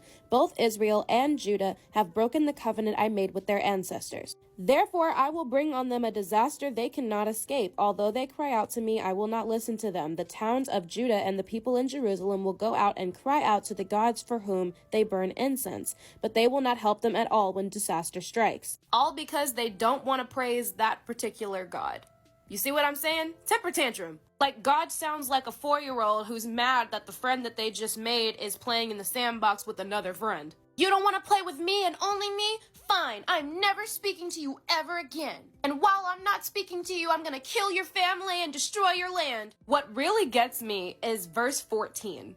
Do not pray for this people or offer any plea or petition for them, because I will not listen when they call to me in the time of their distress. So again, temper tantrum. But verses like that make me wonder why Christians even bother trying to pray over non-believers. Obviously, God doesn't give a singular fuck. What's really funny is God seems to have a particular beef with this other god named Baal. He mentions that god by name in verse 17. The Lord Almighty who planted you has decreed disaster for you because the people of both Israel and Judah have done evil and aroused my anger by burning incense to Baal. Sounds like the beef is between this God and that God, so why are the people suffering? Remember that one verse in Genesis that basically admits that there are other gods and that this God acknowledges them as other gods on his level? What if Baal was one of those other gods? They got into a fight, had a falling out, or whatever the case may be, and so now this God in the Bible is like, anyone who talks about, praises, looks at, or thinks about this Baal dude over here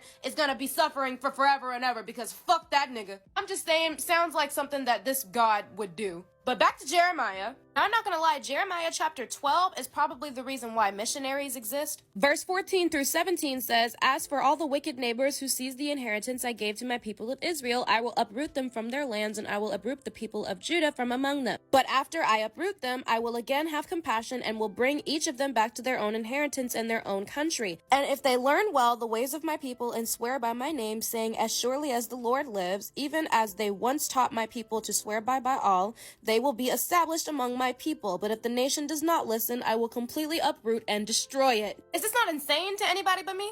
He's literally saying, I'm going to go into this land and I'm going to bring them all out of their land and take them away from what they've always known. And then I'm going to be merciful enough to put them back in it and give them a chance to praise me. And if they still don't, then I'm going to destroy them all. That is why missionaries think that they can just go into somebody's homeland and try to convert them to Christianity. Because, I mean, that's basically what God was doing here. Now, Jeremiah chapter 13 gave me a little chuckle. Because God is really extra for no fucking reason. According to this chapter, God told Jeremiah to go get a linen belt and put it around his waist, but not let it touch the water. So Jeremiah was like, cool. He bought the linen belt, put it around his waist, didn't let it touch the water. Then God told Jeremiah, now take that belt that you just went and bought and go bury it in the rocks. So Jeremiah goes and buries it in the rocks. Then God said, okay, go get the belt that you just buried within the rocks. So Jeremiah goes and gets the belt. It's all destroyed and, completely useless. Then God says this, in the same way I will ruin the pride of Judah and the great pride of Jerusalem. Those wicked people who refuse to listen to my words, who follow the stubbornness in their hearts and go after other gods to worship and serve them,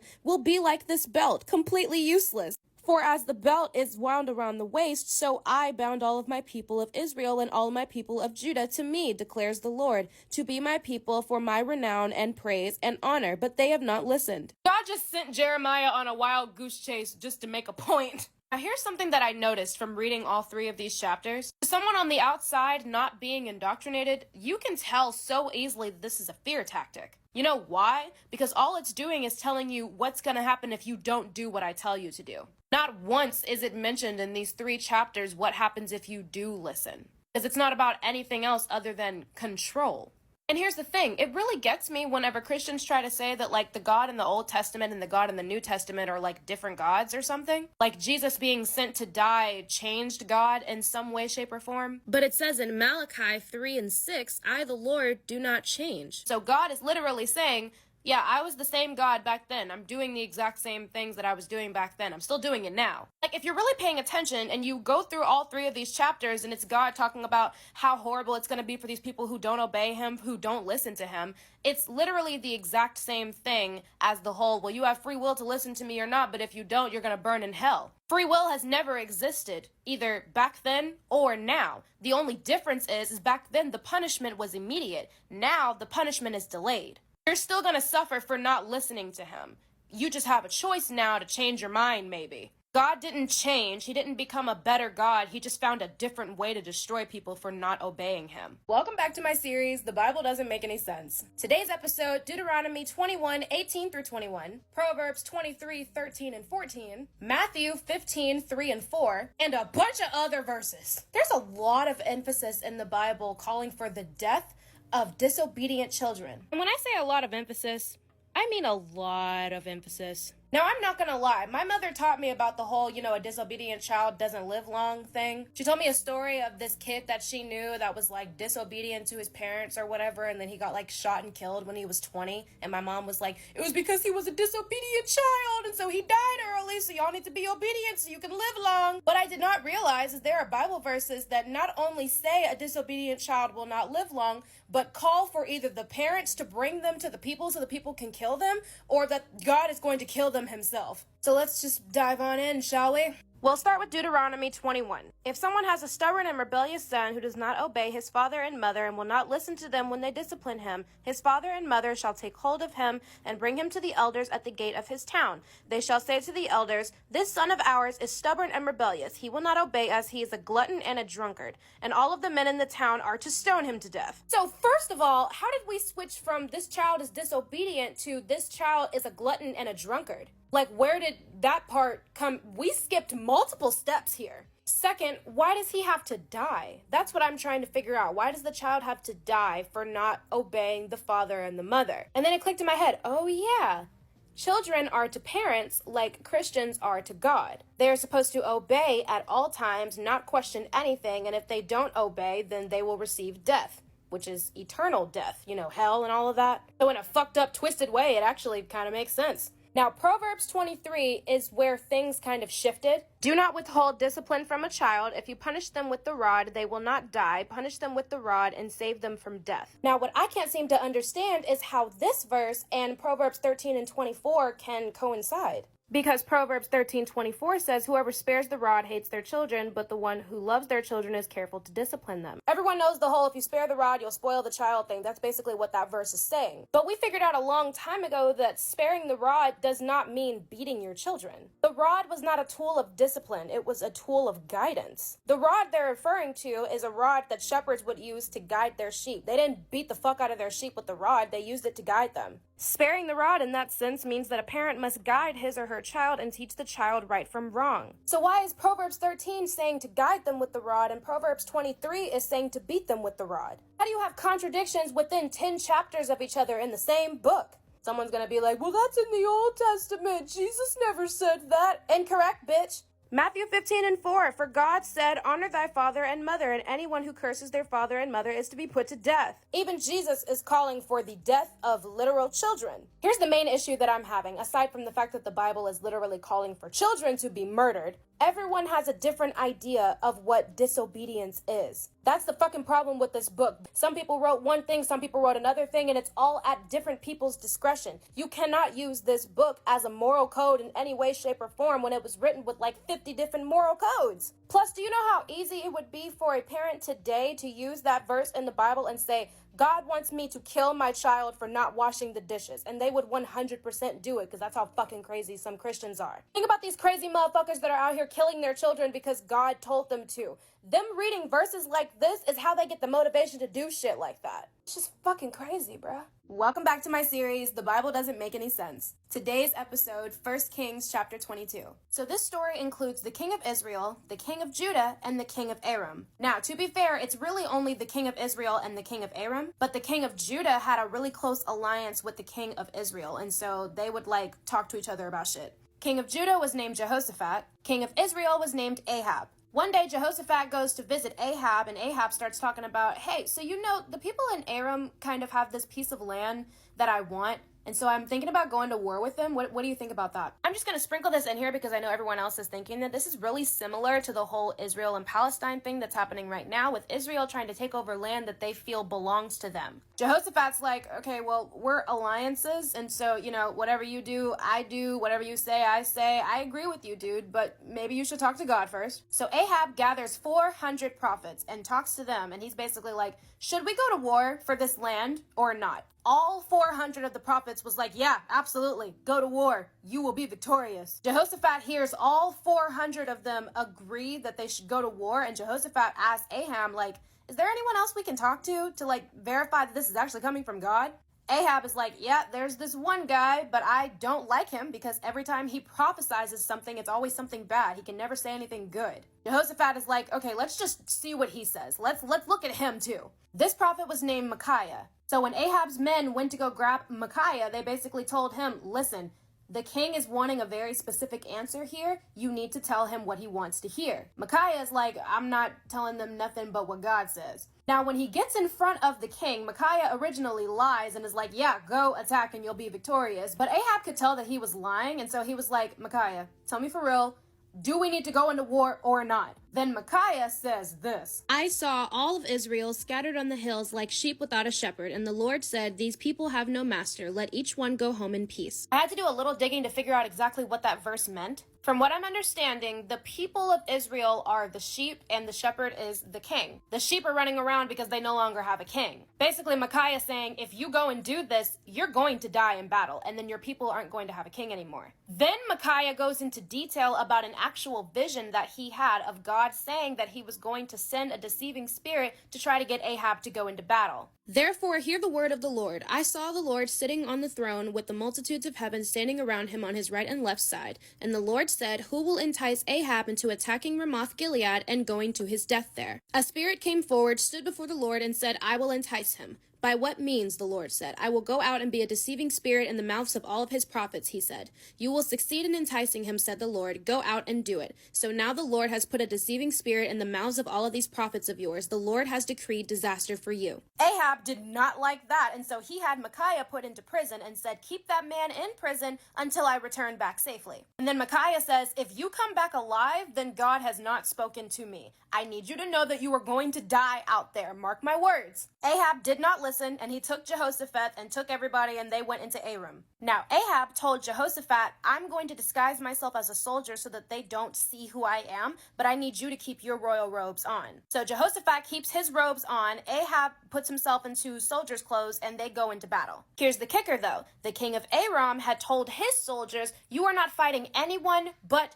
the king. Look for the king. So whether or not Ahab knew that that was going to happen when he told Jehoshaphat to stay in his clothes while Ahab went and disguised himself is, whatever. Maybe he did it on purpose. Maybe he didn't. Bible doesn't say.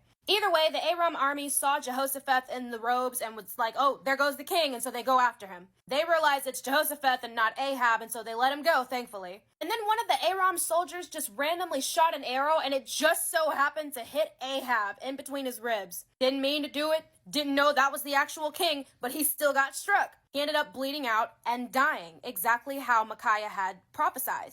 And remember in verse 17 where it said, these people have no master, let each of them go home in peace? Sure enough, after the king died, a cry spread through the army, let every man go to his town, every man to his land. So Micaiah's predictions were pretty spot on. Here's the thing that gets me, though. The supposed moral of this story is praying to God for discernment, of being able to figure out who's a false prophet and who's actually speaking from God. The problem that I have is, why can't this powerful God just say it himself? Why can he not come to these people directly and give them the answers that they are seeking? Why does he have to go through man? That would erase this whole having to pray for discernment thing. Why can't his lazy ass just come down here and tell us what the fuck he wants? Why does this have to be a constant game of telephone? That's the reason why so much shit is happening, and he's just allowing it to happen instead of just coming down and being like, okay, this is what I need you to do. Think about pastors in churches today. Can't nobody tell the difference between who's speaking from God and who's not. It's always been the exact same thing. It's man all saying, well, I heard this from God. Well, I heard this from God. Well, I heard this from God. We could shut all this shit down if this lazy excuse for a God would just come down and tell us himself what the fuck he wants. That would make so much more sense. Welcome back to my series, The Bible Doesn't Make Any Sense. Today's episode, Joshua chapter 7. This chapter is a really good example of God doing the absolute most. In this chapter, there's the Israelites and then there's Joshua, who's like the leader of them. Joshua had basically replaced Moses as like God's favorite. However, some of these Israelites were apparently a little greedy. Specifically, this dude named Achan. Little bit of a backstory. When the Israelites would give like offerings to God, those things that they gave to God were seen as only for God, and if anyone else touched them, they were to be destroyed. Our boy Achan over here saw a couple of shiny things and decided to get to stealing. But he didn't tell anybody. While this is happening, Joshua and his army are planning another attack on another city. They just got done with Jericho. These niggas move fast. So Joshua sends some spies over there to the place that he's getting ready to take over so they can see how many people are over there so they know how many people they will need to take over. When they returned to Joshua, they said, not all of the army will have to go against Ai. Take 2,000 or 3,000 men and take them and do not weary the whole army, for only a few people live there. So Joshua sends the 3,000 men to attempt to take over this little town,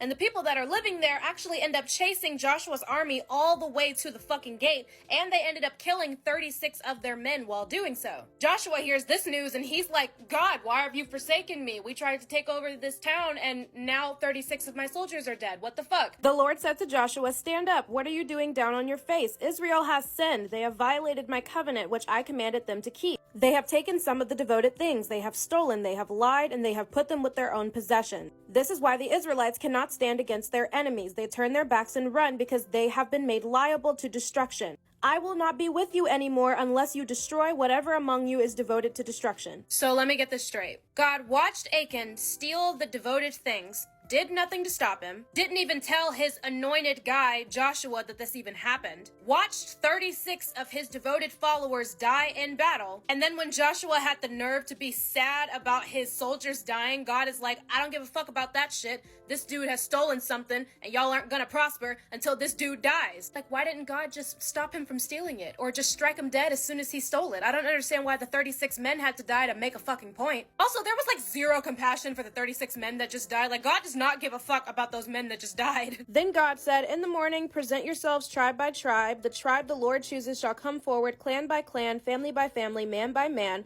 Whoever is caught with the devoted things shall be destroyed by fire, along with all that belongs to him.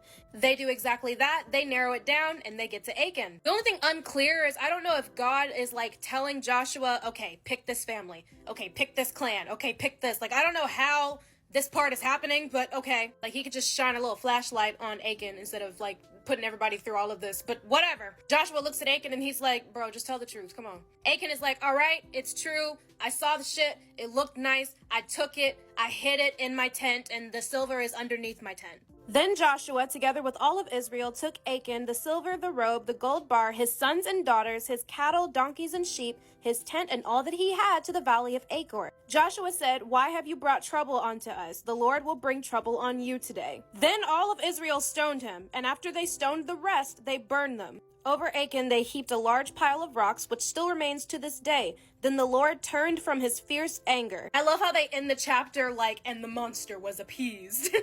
That's exactly what this is. He wasn't satisfied until this man, his children, and everything he owned was dead and burned. Why did the sons and daughters have to die? What did they do? And the animals, they ain't do shit either. Y'all know I had to find a Christian website that was going over this chapter and trying to explain why it's not as bad as it sounds. This article argues that Joshua chapter 7 is a humbling testimony to the seriousness of sin, and not just its seriousness in our own lives, but its effect on others' lives. It is a clear reminder to us that when we sin against God, it doesn't just affect us, it affects the people around us. Is this the reason why so many Christians are worried about, like, people living in sin? Because if I sin, then it somehow reflects badly on you and your God's eyes? Baby, if your God feels the need to punish you for the way that I live my life, that's not a me problem, that's a your God problem. There's no possible possible way to justify this. You cannot tell me that it's perfectly okay that because this man did a bad thing, his kids had to die as well. Not to mention the 36 men that died in the battle that God couldn't give less of a fuck about. Like, damn, for a merciful God, this motherfucker sure does love killing folks. Welcome back to my series, The Bible Doesn't Make Any Sense. Today's episode, 2 Samuel chapter 24. I usually can find some sort of humor in these stories when I do this series, but this one just kind of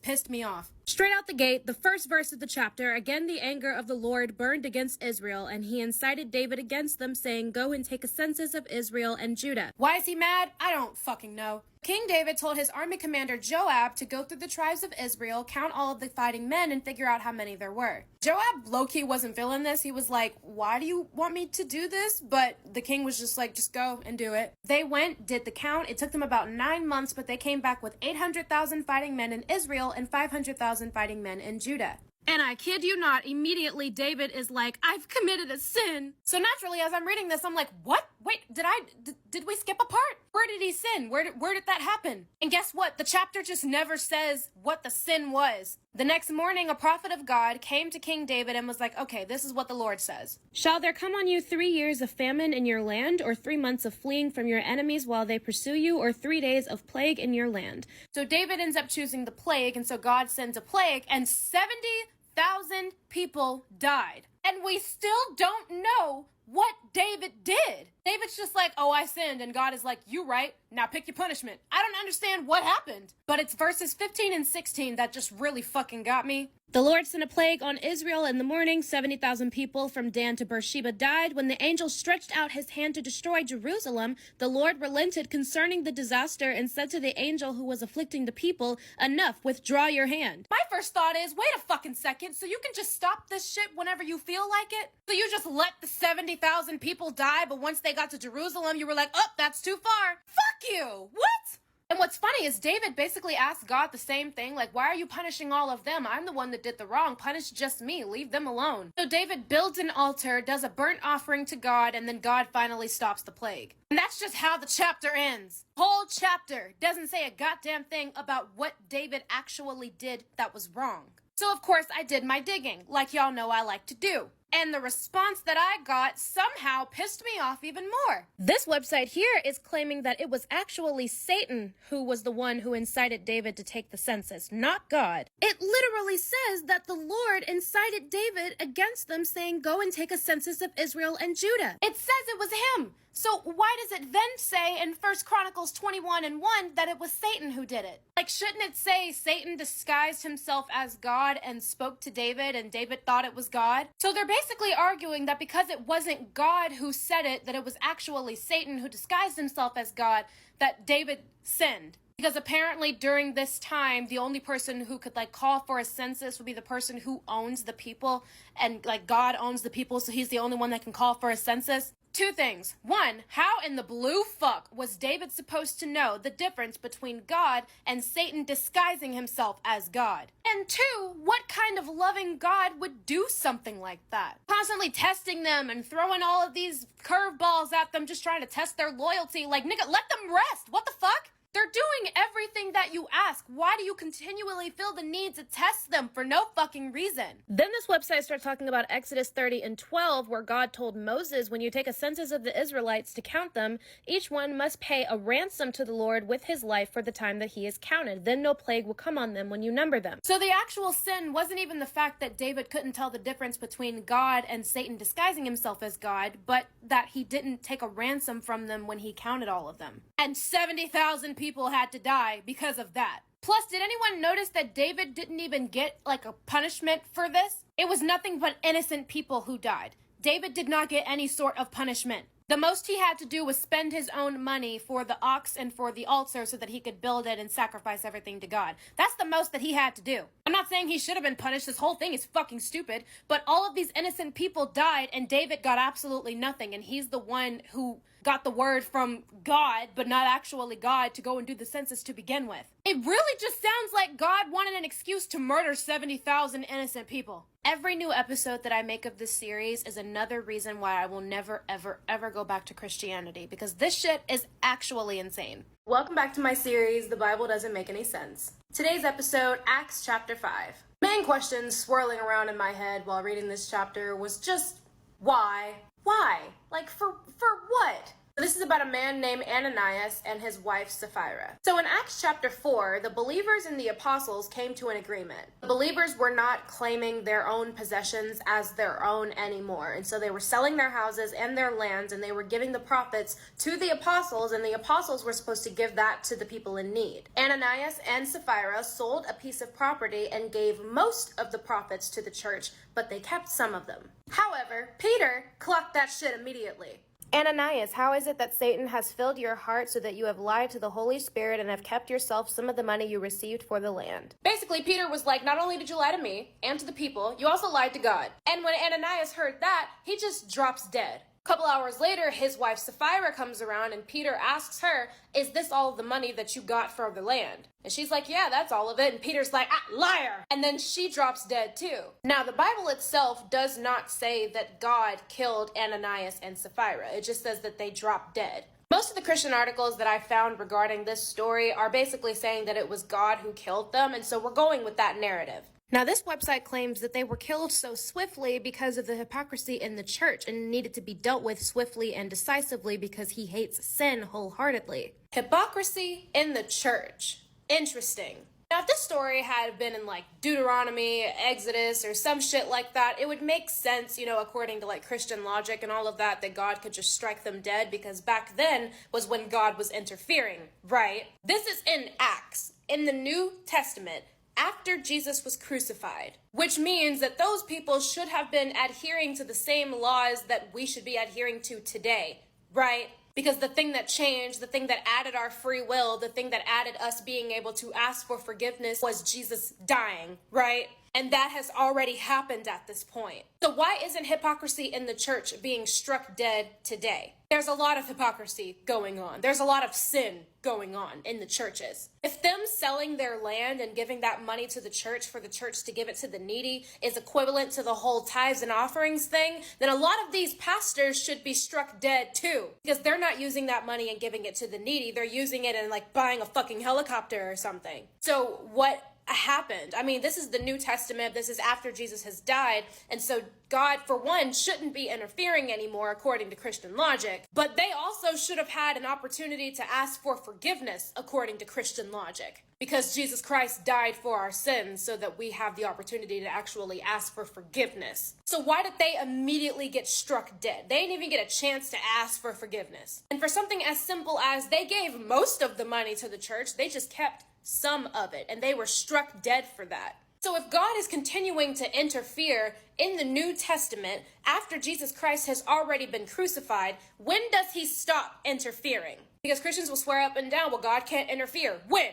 When couldn't he interfere? If you want to argue that they deserve to die because hypocrisy in the church is like an unforgivable sin or whatever the hell, fine. But with that in mind, you also have to admit that a lot of these pastors and churches today should be struck dead also, and yet they are still thriving. And let's be honest here, if we're going to go by this narrative that everyone who does any type of hypocrisy in the church is struck down dead immediately, a lot of y'all will be struck dead too, because I know y'all not giving that 10% for the tithe like y'all need to be doing. Oh, but y'all don't want to talk about that. Welcome back to my series, The Bible Doesn't Make Any Sense. Today's episode, Daniel chapter 3. This is the story of Shadrach, Meshach, and Abednego. That's the only time I'm saying their name. We're referring to them as SMA for the rest of this story. Also, this king, which we're just gonna call the king, because what the fuck is that name? So the king made an image of gold and had a bunch of people come over to look at it. And the herald proclaimed that everyone around was to worship the image of gold once they heard like instruments start to play. and said that anyone who didn't worship the image of gold was to be thrown in the furnace. So they play the instruments and everyone starts worshiping the image of gold. These people come over to the king and they're like, yeah, you got a good thing going over here, but these three guys over here, SMA, yeah, they don't give a fuck about what you're talking about. They're not worshiping the image of gold. They're not listening to you. What are you going to do about that? It's instigating, really. Obviously, the king gets pissed off, and so he brings SMA over to him, and he's like, hey, is this true? You're not worshiping the image of gold? You just don't give a fuck about what I'm talking about? SMA was basically like, yeah, no, we don't care about what you're talking about. Throw me in the furnace if you want to, but my God is gonna save me, and even if he doesn't save me, I'm still not worshiping that thing. This pissed the king off even more, so he was like, fuck it, have all three of them thrown in the furnace, and make it 7 times hotter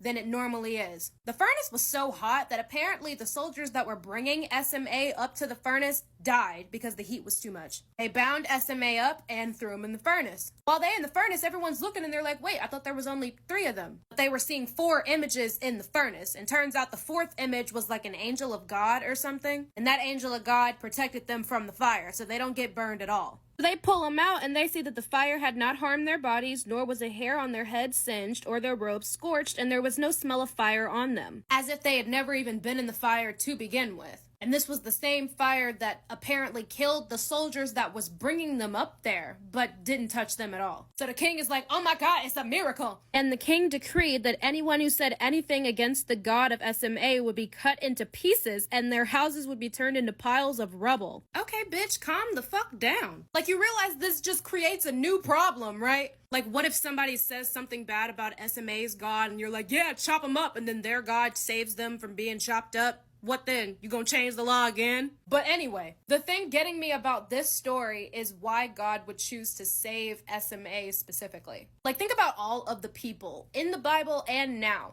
that have died because of their faith. Even SMAs say, you know, God doesn't have to save us when they're talking to the king. They admit that God picks and chooses who he wants to save. Like, imagine you died in a fire and then you go to heaven and you meet like one of SMA and they're like, yeah, God saved me from the fire.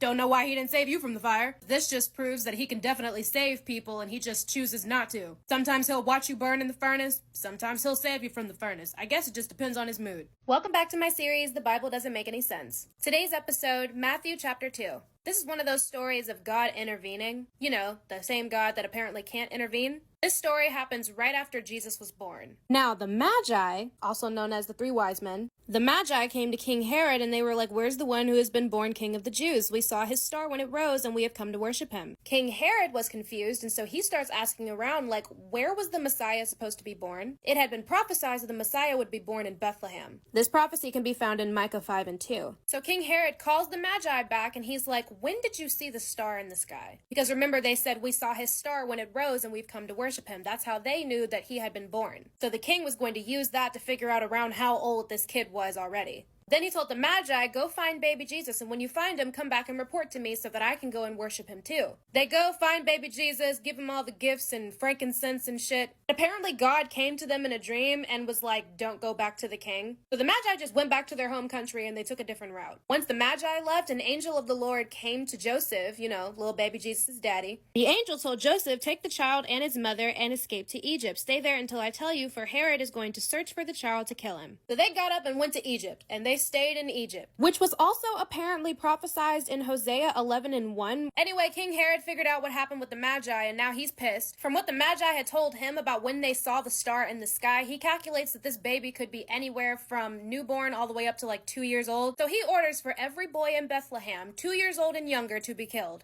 All of them, because he didn't want to take any chances. Apparently, this was also prophesied in Jeremiah 31 and 15. After the king died, God came to Joseph and was like, hey, you're safe now, the king's dead. Apparently, Joseph had like a dream or something that they wouldn't be safe under the new king, so they just went to Nazareth instead. I have multiple problems with this story. One, if God had the power to intervene and tell Joseph to like take his baby and run to Egypt, couldn't also tell the other families to take their babies to Egypt too? Or he could, I don't know, intervene and stop it from happening? He could intervene and harden the Pharaoh's heart. Couldn't he intervene and soften King Herod's heart? Couldn't it work the same way? My second problem is, was this part of God's plan? When those dead babies get up to heaven and talk to him, he's gonna have to look at them and be like, yep, you just kind of had to die. It was part of the plan. At that point, I would just have a couple of questions about this fucking plan that he has. To piggyback off of that, here's my third problem. Did all of those babies go to heaven? Christians will argue, of course the babies all went to heaven. They didn't get to know about God yet, so of course they get to go to heaven. And why do missionaries exist? If those people don't know about God and they die,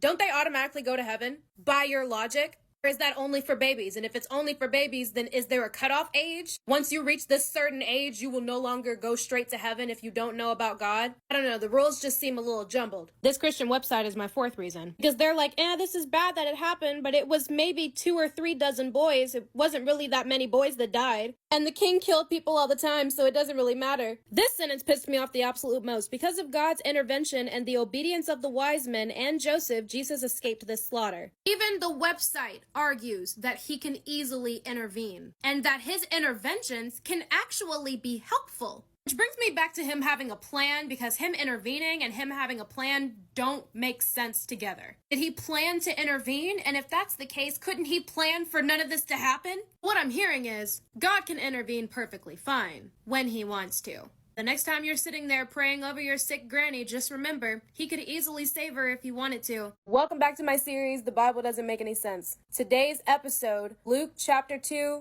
and Matthew chapter 2. So last episode of The Bible Doesn't Make Any Sense was Matthew chapter 2. It was the story of King Herod and Jesus and, King Herod calling for all of the boys age 2 and younger to be killed. And so Jesus had to be taken to Egypt so he could be saved. This happened when Jesus was between the ages of newborn and 2 years old. I made a skit about that episode, and then this comment popped up on that skit, talking about Luke chapter 2. And so I looked up Luke chapter 2. Tell me why the story of King Herod and killing all of the boys and all that shit, that's not even in Luke chapter 2. Luke chapter 2 starts before Jesus was born. Talks about Mary being pledged to Joseph, and then it talks about her giving birth to a son. Then it talks about the whole angel that comes to them and is like, oh, the person you've given birth to is the Savior, he's the Messiah. Then on the 8th day of his birth, they name him Jesus, everybody celebrates, all that shit. Then it talks about taking Jesus to present him to the Lord, whatever the fuck that means, where some dude named Simon told him that the child was destined to cause the falling and rising of many in Israel and the sign to be spoken against, blah, blah, blah. Some about a prophet named Anna. Then boom, Jesus is 12. What did I miss? How is it that Luke and Matthew are missing parts of the same that they're part of the same group? How is there gaps? Did they not talk to each other before they wrote this shit down to make sure their stories added up? I mean, I knew their stories was a little bit off, but damn, they just missing a whole chunk of the story. Or somebody lied. If y'all are disciples, y'all having dinner together and shit, y'all hang out together and shit, wouldn't you think that they would have their stories straight? I'm not saying that it has to cover everything in both parts, but that's a really interesting part that Christians use on a regular to teach lessons. You would think that an important part like that would be in all of the versions, because the Messiah literally almost died before he was supposed to. Welcome back to my series, The Bible Doesn't Make Any Sense. Today's episode, Genesis chapters 1 and 2. I was not planning on making this video an episode of The Bible Doesn't Make Any Sense, but the fact that so many people actually believe this nonsense makes this worthy of an episode. Anyone claiming that Genesis chapter 2 is just a retelling of Genesis chapter 1 obviously hasn't read the Bible. But that's okay, because I have. So grab a snack and settle in. So Genesis chapter 1 and Genesis chapter 2 are 2 different creation stories. There's no possible way for Genesis chapter 2 to be a retelling of Genesis chapter 1. There's different details in each chapter. Let's go over those details, shall we?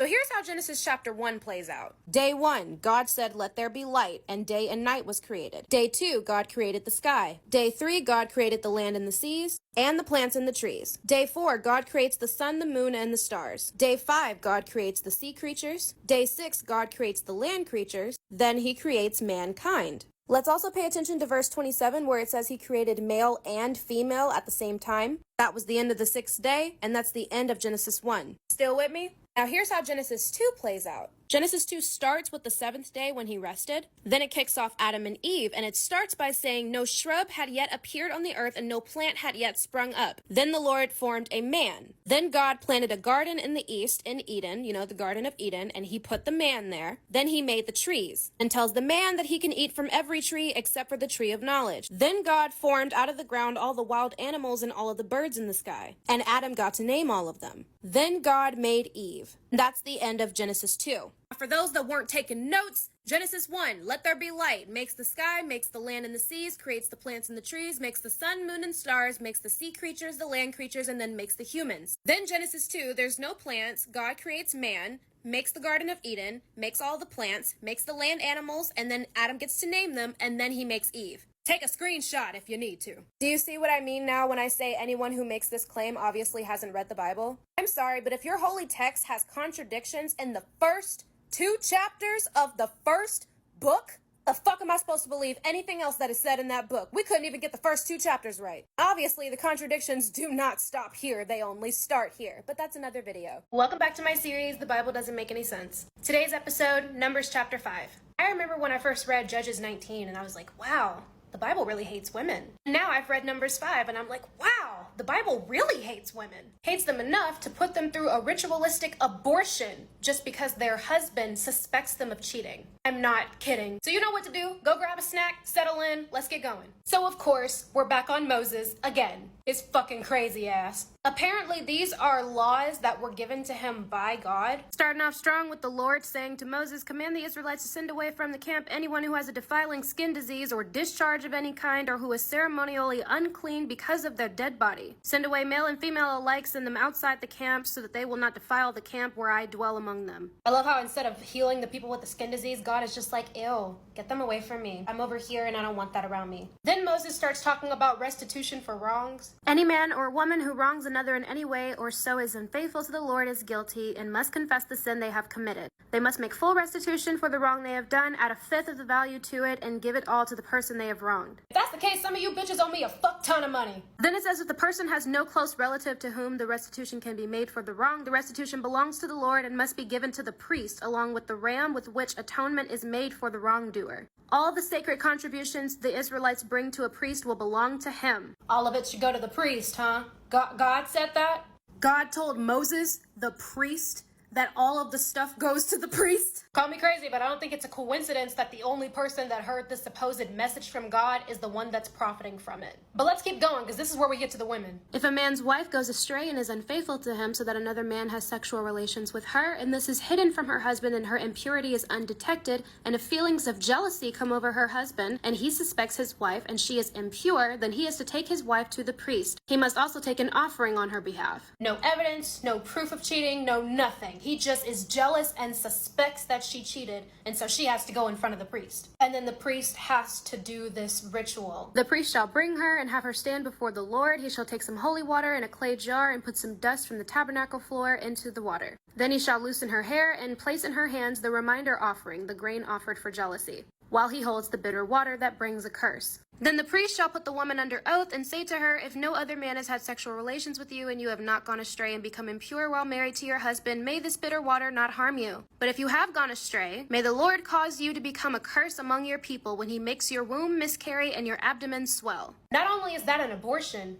but that's also witchcraft. Like, bitch, you're doing a spell right now. This is the most witchcraft you will ever get. But don't worry, it gets worse. He shall make the woman drink the bitter water that brings a curse, and this water that brings a curse will cause bitter suffering to enter her. Then the priest is to take the offering of jealousy, wave it before the Lord, and bring it to the altar. Then burn it and have the woman drink the water. And it says it again, if she has made herself impure, then her abdomen will swell and her womb will miscarry and she will become a curse. If, however, the woman has not made herself impure, then she will be cleared of guilt and she will be able to have children. So not only will it miscarry the child if she was impure, but it will also make her sterile?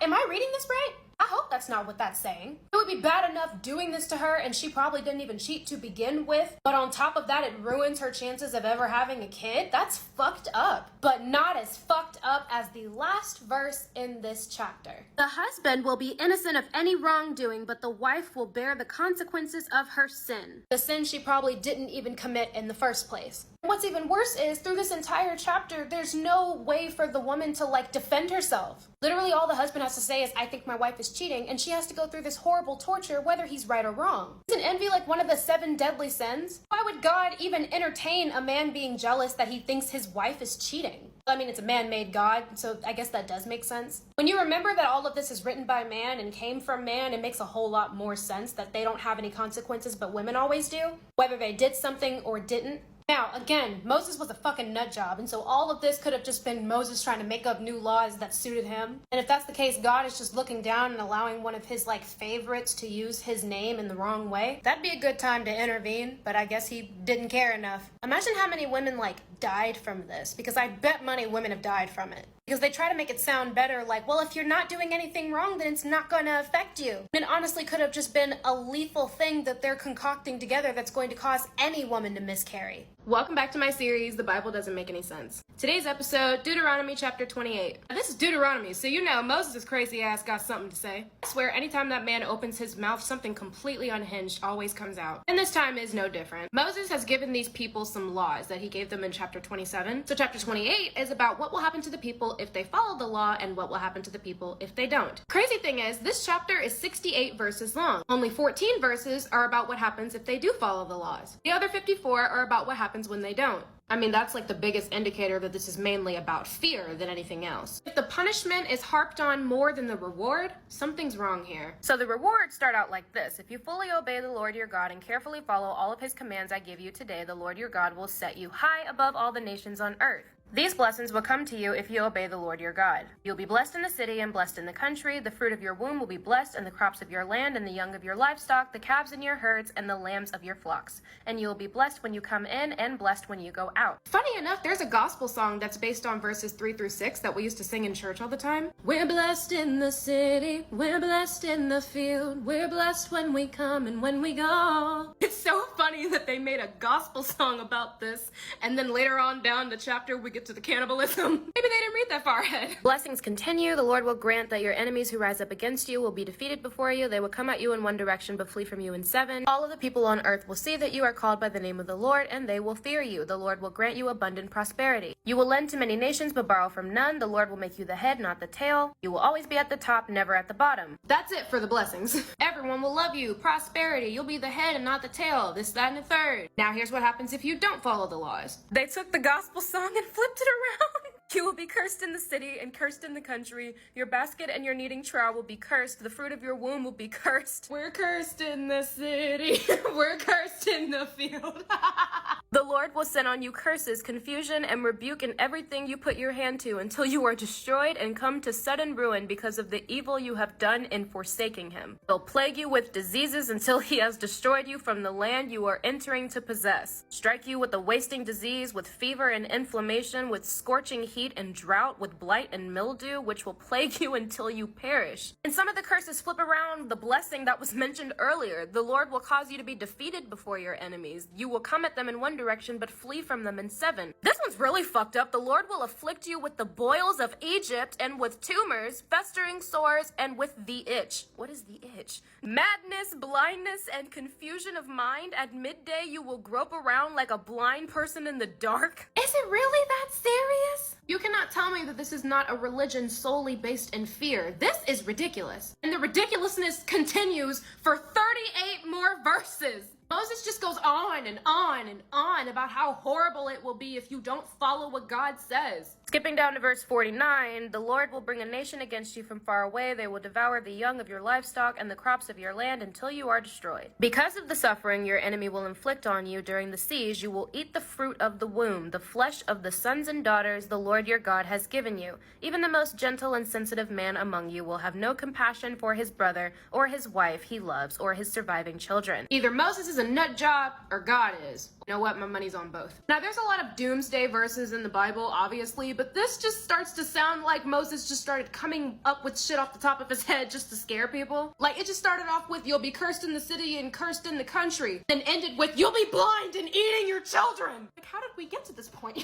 Can't believe we're here. Welcome back to my series, The Bible Doesn't Make Any Sense. Today's episode, Ezekiel chapter 23. Little disclaimer before I start the episode, this is my 3rd try trying to get this episode out there. Posted the video yesterday, TikTok blocked it, I took it down, I re-uploaded it, TikTok blocked it again. But today I was like, fuck it, I'll just go live, we'll do the episode live. I just tried to go live for just like a second just to test it out because I've never gone live before. I just kept getting an error message that said something like, sorry, try again later or whatever. So we're just gonna re-record it. Grab a snack, settle in, let's get going. So this is one one of those God is throwing a hissy fit type of episodes. God came to Ezekiel and told Ezekiel this story about these two sisters named Oholah and Oholibah. These sisters are supposed to be representative of the two kingdoms of Israel and Judah. And apparently the two sisters were spicy workers. Oholah engaged in spicy work while she was still mine. She defiled herself with all the idols of everyone she lusted after, and she did not give up the spicy work she began in Egypt. So Oholah doing the spicy work is supposed to represent God's people worshiping other gods. This was Oholah's punishment. Therefore I delivered her into the hands of her lovers. They took away her sons and daughters and unalived her with the sword. Okay, damn. Apparently Oholibah saw this, yet God saw that she too defiled herself. But Oholibah carried her spicy work still further. She saw men portrayed on walls. As soon as she saw them, she lusted after them. Then they came to her, and in their lust they defiled her. And after she had been defiled by them, she turned away from them in disgust. So when she carried on in her spicy work openly, I turned away from her in disgust, just as I had turned away from her sister. And she got spicier, and recalled the days of her youth when she was a spicy worker in Egypt. Basically arguing that Oholibah's sin was worse than her sister's because she saw what her sister did and she saw the punishment that her sister got and she still did it, and she recalled what she was doing in Egypt, apparently just like the people of Jerusalem. Because the sin was worse, the punishment is worse too. Here's Oholibah's punishment. I will stir up your lovers against you, those who you turned away from in disgust, and I will bring them against you from every side. I will turn you over to them for punishment, and they will punish you according to their standards. I will direct my jealous anger against you, and they will deal with you in fury. They'll cut off your noses and ears, and those of you who are left will fall by the sword. And they will take away your sons and daughters, and those of you who are left will be consumed by fire. You will not look on these things with longing or remember Egypt anymore. Because they're not praising him. Like, is it really that serious? Like, we're putting so much passion towards the anger. Can we maybe put some passion towards some love? Some mercy, perhaps? Some of the other shit that people try to use to describe this God as a good God, even though he clearly isn't. It's the end of the chapter that is my absolute favorite. Sovereign Lord says, bring a mob against them and give them over to terror and plunder. They will unalive their sons and daughters and burn down their houses. You will suffer the penalty of your sins of idolatry. Then you will know that I am the Sovereign Lord. Then you will know that I am the Sovereign Lord. What did I say? Hissy fit. And the wild thing about this entire chapter is this is about spicy workers. Isn't that what spicy workers do? They go around to a bunch of different people. Like, they don't belong to just one person. It's a job. They got a job to do. Verses like verse 5 that say Oholah engaged in the spicy work while she was still mine don't make sense. Like, the analogy would make sense if this was like a cheating wife, not a lady just trying to do her job. Like, the analogy would still be awful. This would still be horrible regardless, but it would make a tiny bit more sense. Really sounds like God spent one night with a spicy worker and fell in love with her and was like, that's mine, can't nobody else touch her. Like, she's not in love with you, she's just doing her job. So Sarai and Abram are trying to have a kid. Sarai and Abram, also known as Sarah and Abraham. Abram becomes Abraham a little farther down the line. They're trying to have a kid. It's not working. God says something about them having a promised kid. Still not happening. So they decide to take matters into their own hands. Sarai tells her husband to go sleep with their little worker named Hagar.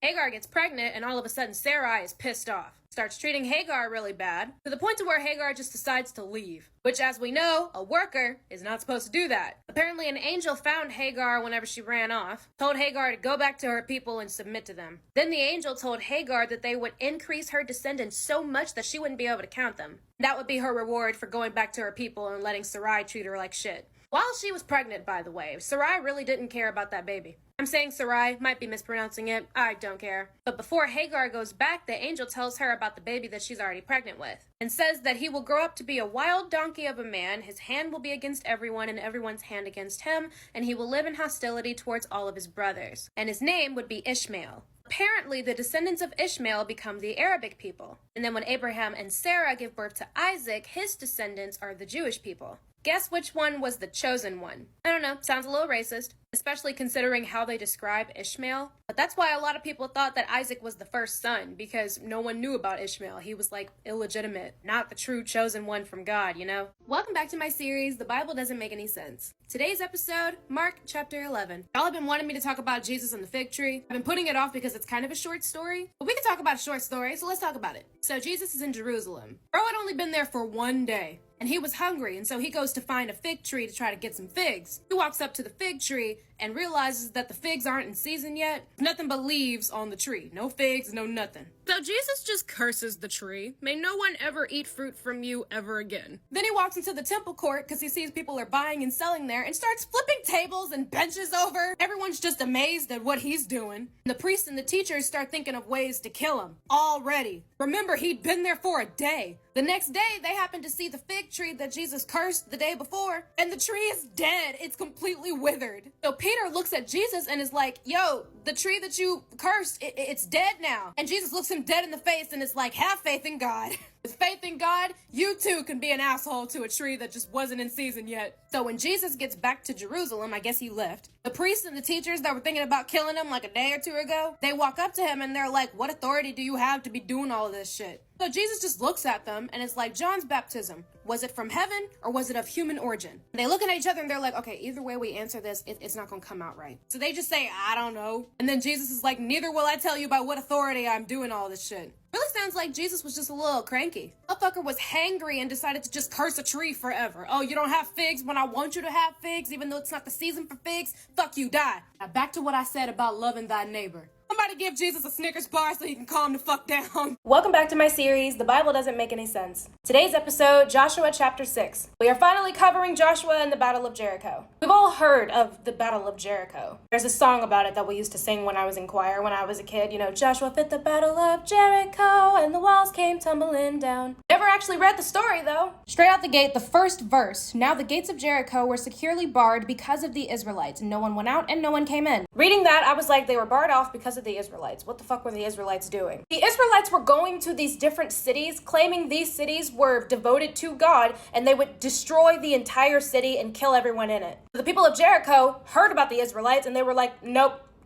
We're gonna close this shit off right now. But apparently God said to Joshua one day, Jericho is another city that's devoted to me, so I need you to go and take over. Sounds like a real loving God. God said to Joshua, march around the city once with all the armed men, do this for 6 days. On the 7th day, march around the city 7 times with the priests blowing the trumpets, and when you hear them sound a long blast on the trumpets, have the whole army give a loud shout, and then the wall of the city will collapse and the army will go up, everyone straight in. So they did exactly that. They marched around every day for 6 days. Then on the 7th day, when the priests sounded the trumpets, Joshua commanded the army, shout, for the Lord has given you the city. And the walls came tumbling down. And they devoted the city to the Lord and destroyed with the sword every living thing in it, men and women, young and old, cattle, sheep, and donkeys. Men, women, children, whoever lived there, everyone died. Because the land was promised to the Israelites and they were devoting it to God. Apparently not everyone died. They saved this prostitute and her family because the prostitute was supposedly being a spy for the Israelites. So when they went and destroyed the city and killed everyone else, they saved her and whoever she was living with.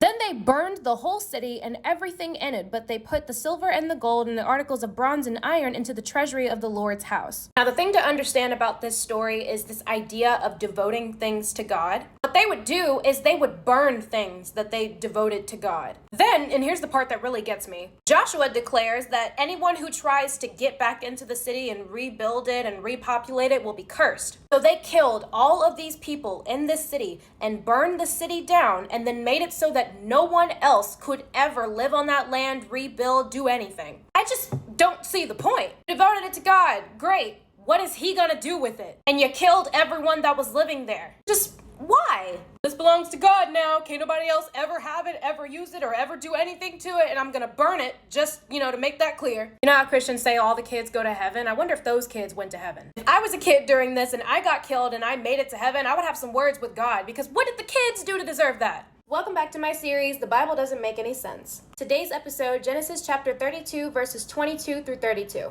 This is the story of Jacob wrestling with God. Now, I had to go all the way back to Genesis 25 to get the context on who Jacob was. And even with the context, I still don't understand why this happened. That's just for those people that are going to be like, well, you're reading it out of context. I read the context, and I still don't know what the fuck is going on. To keep it brief, Jacob had a twin brother named Esau.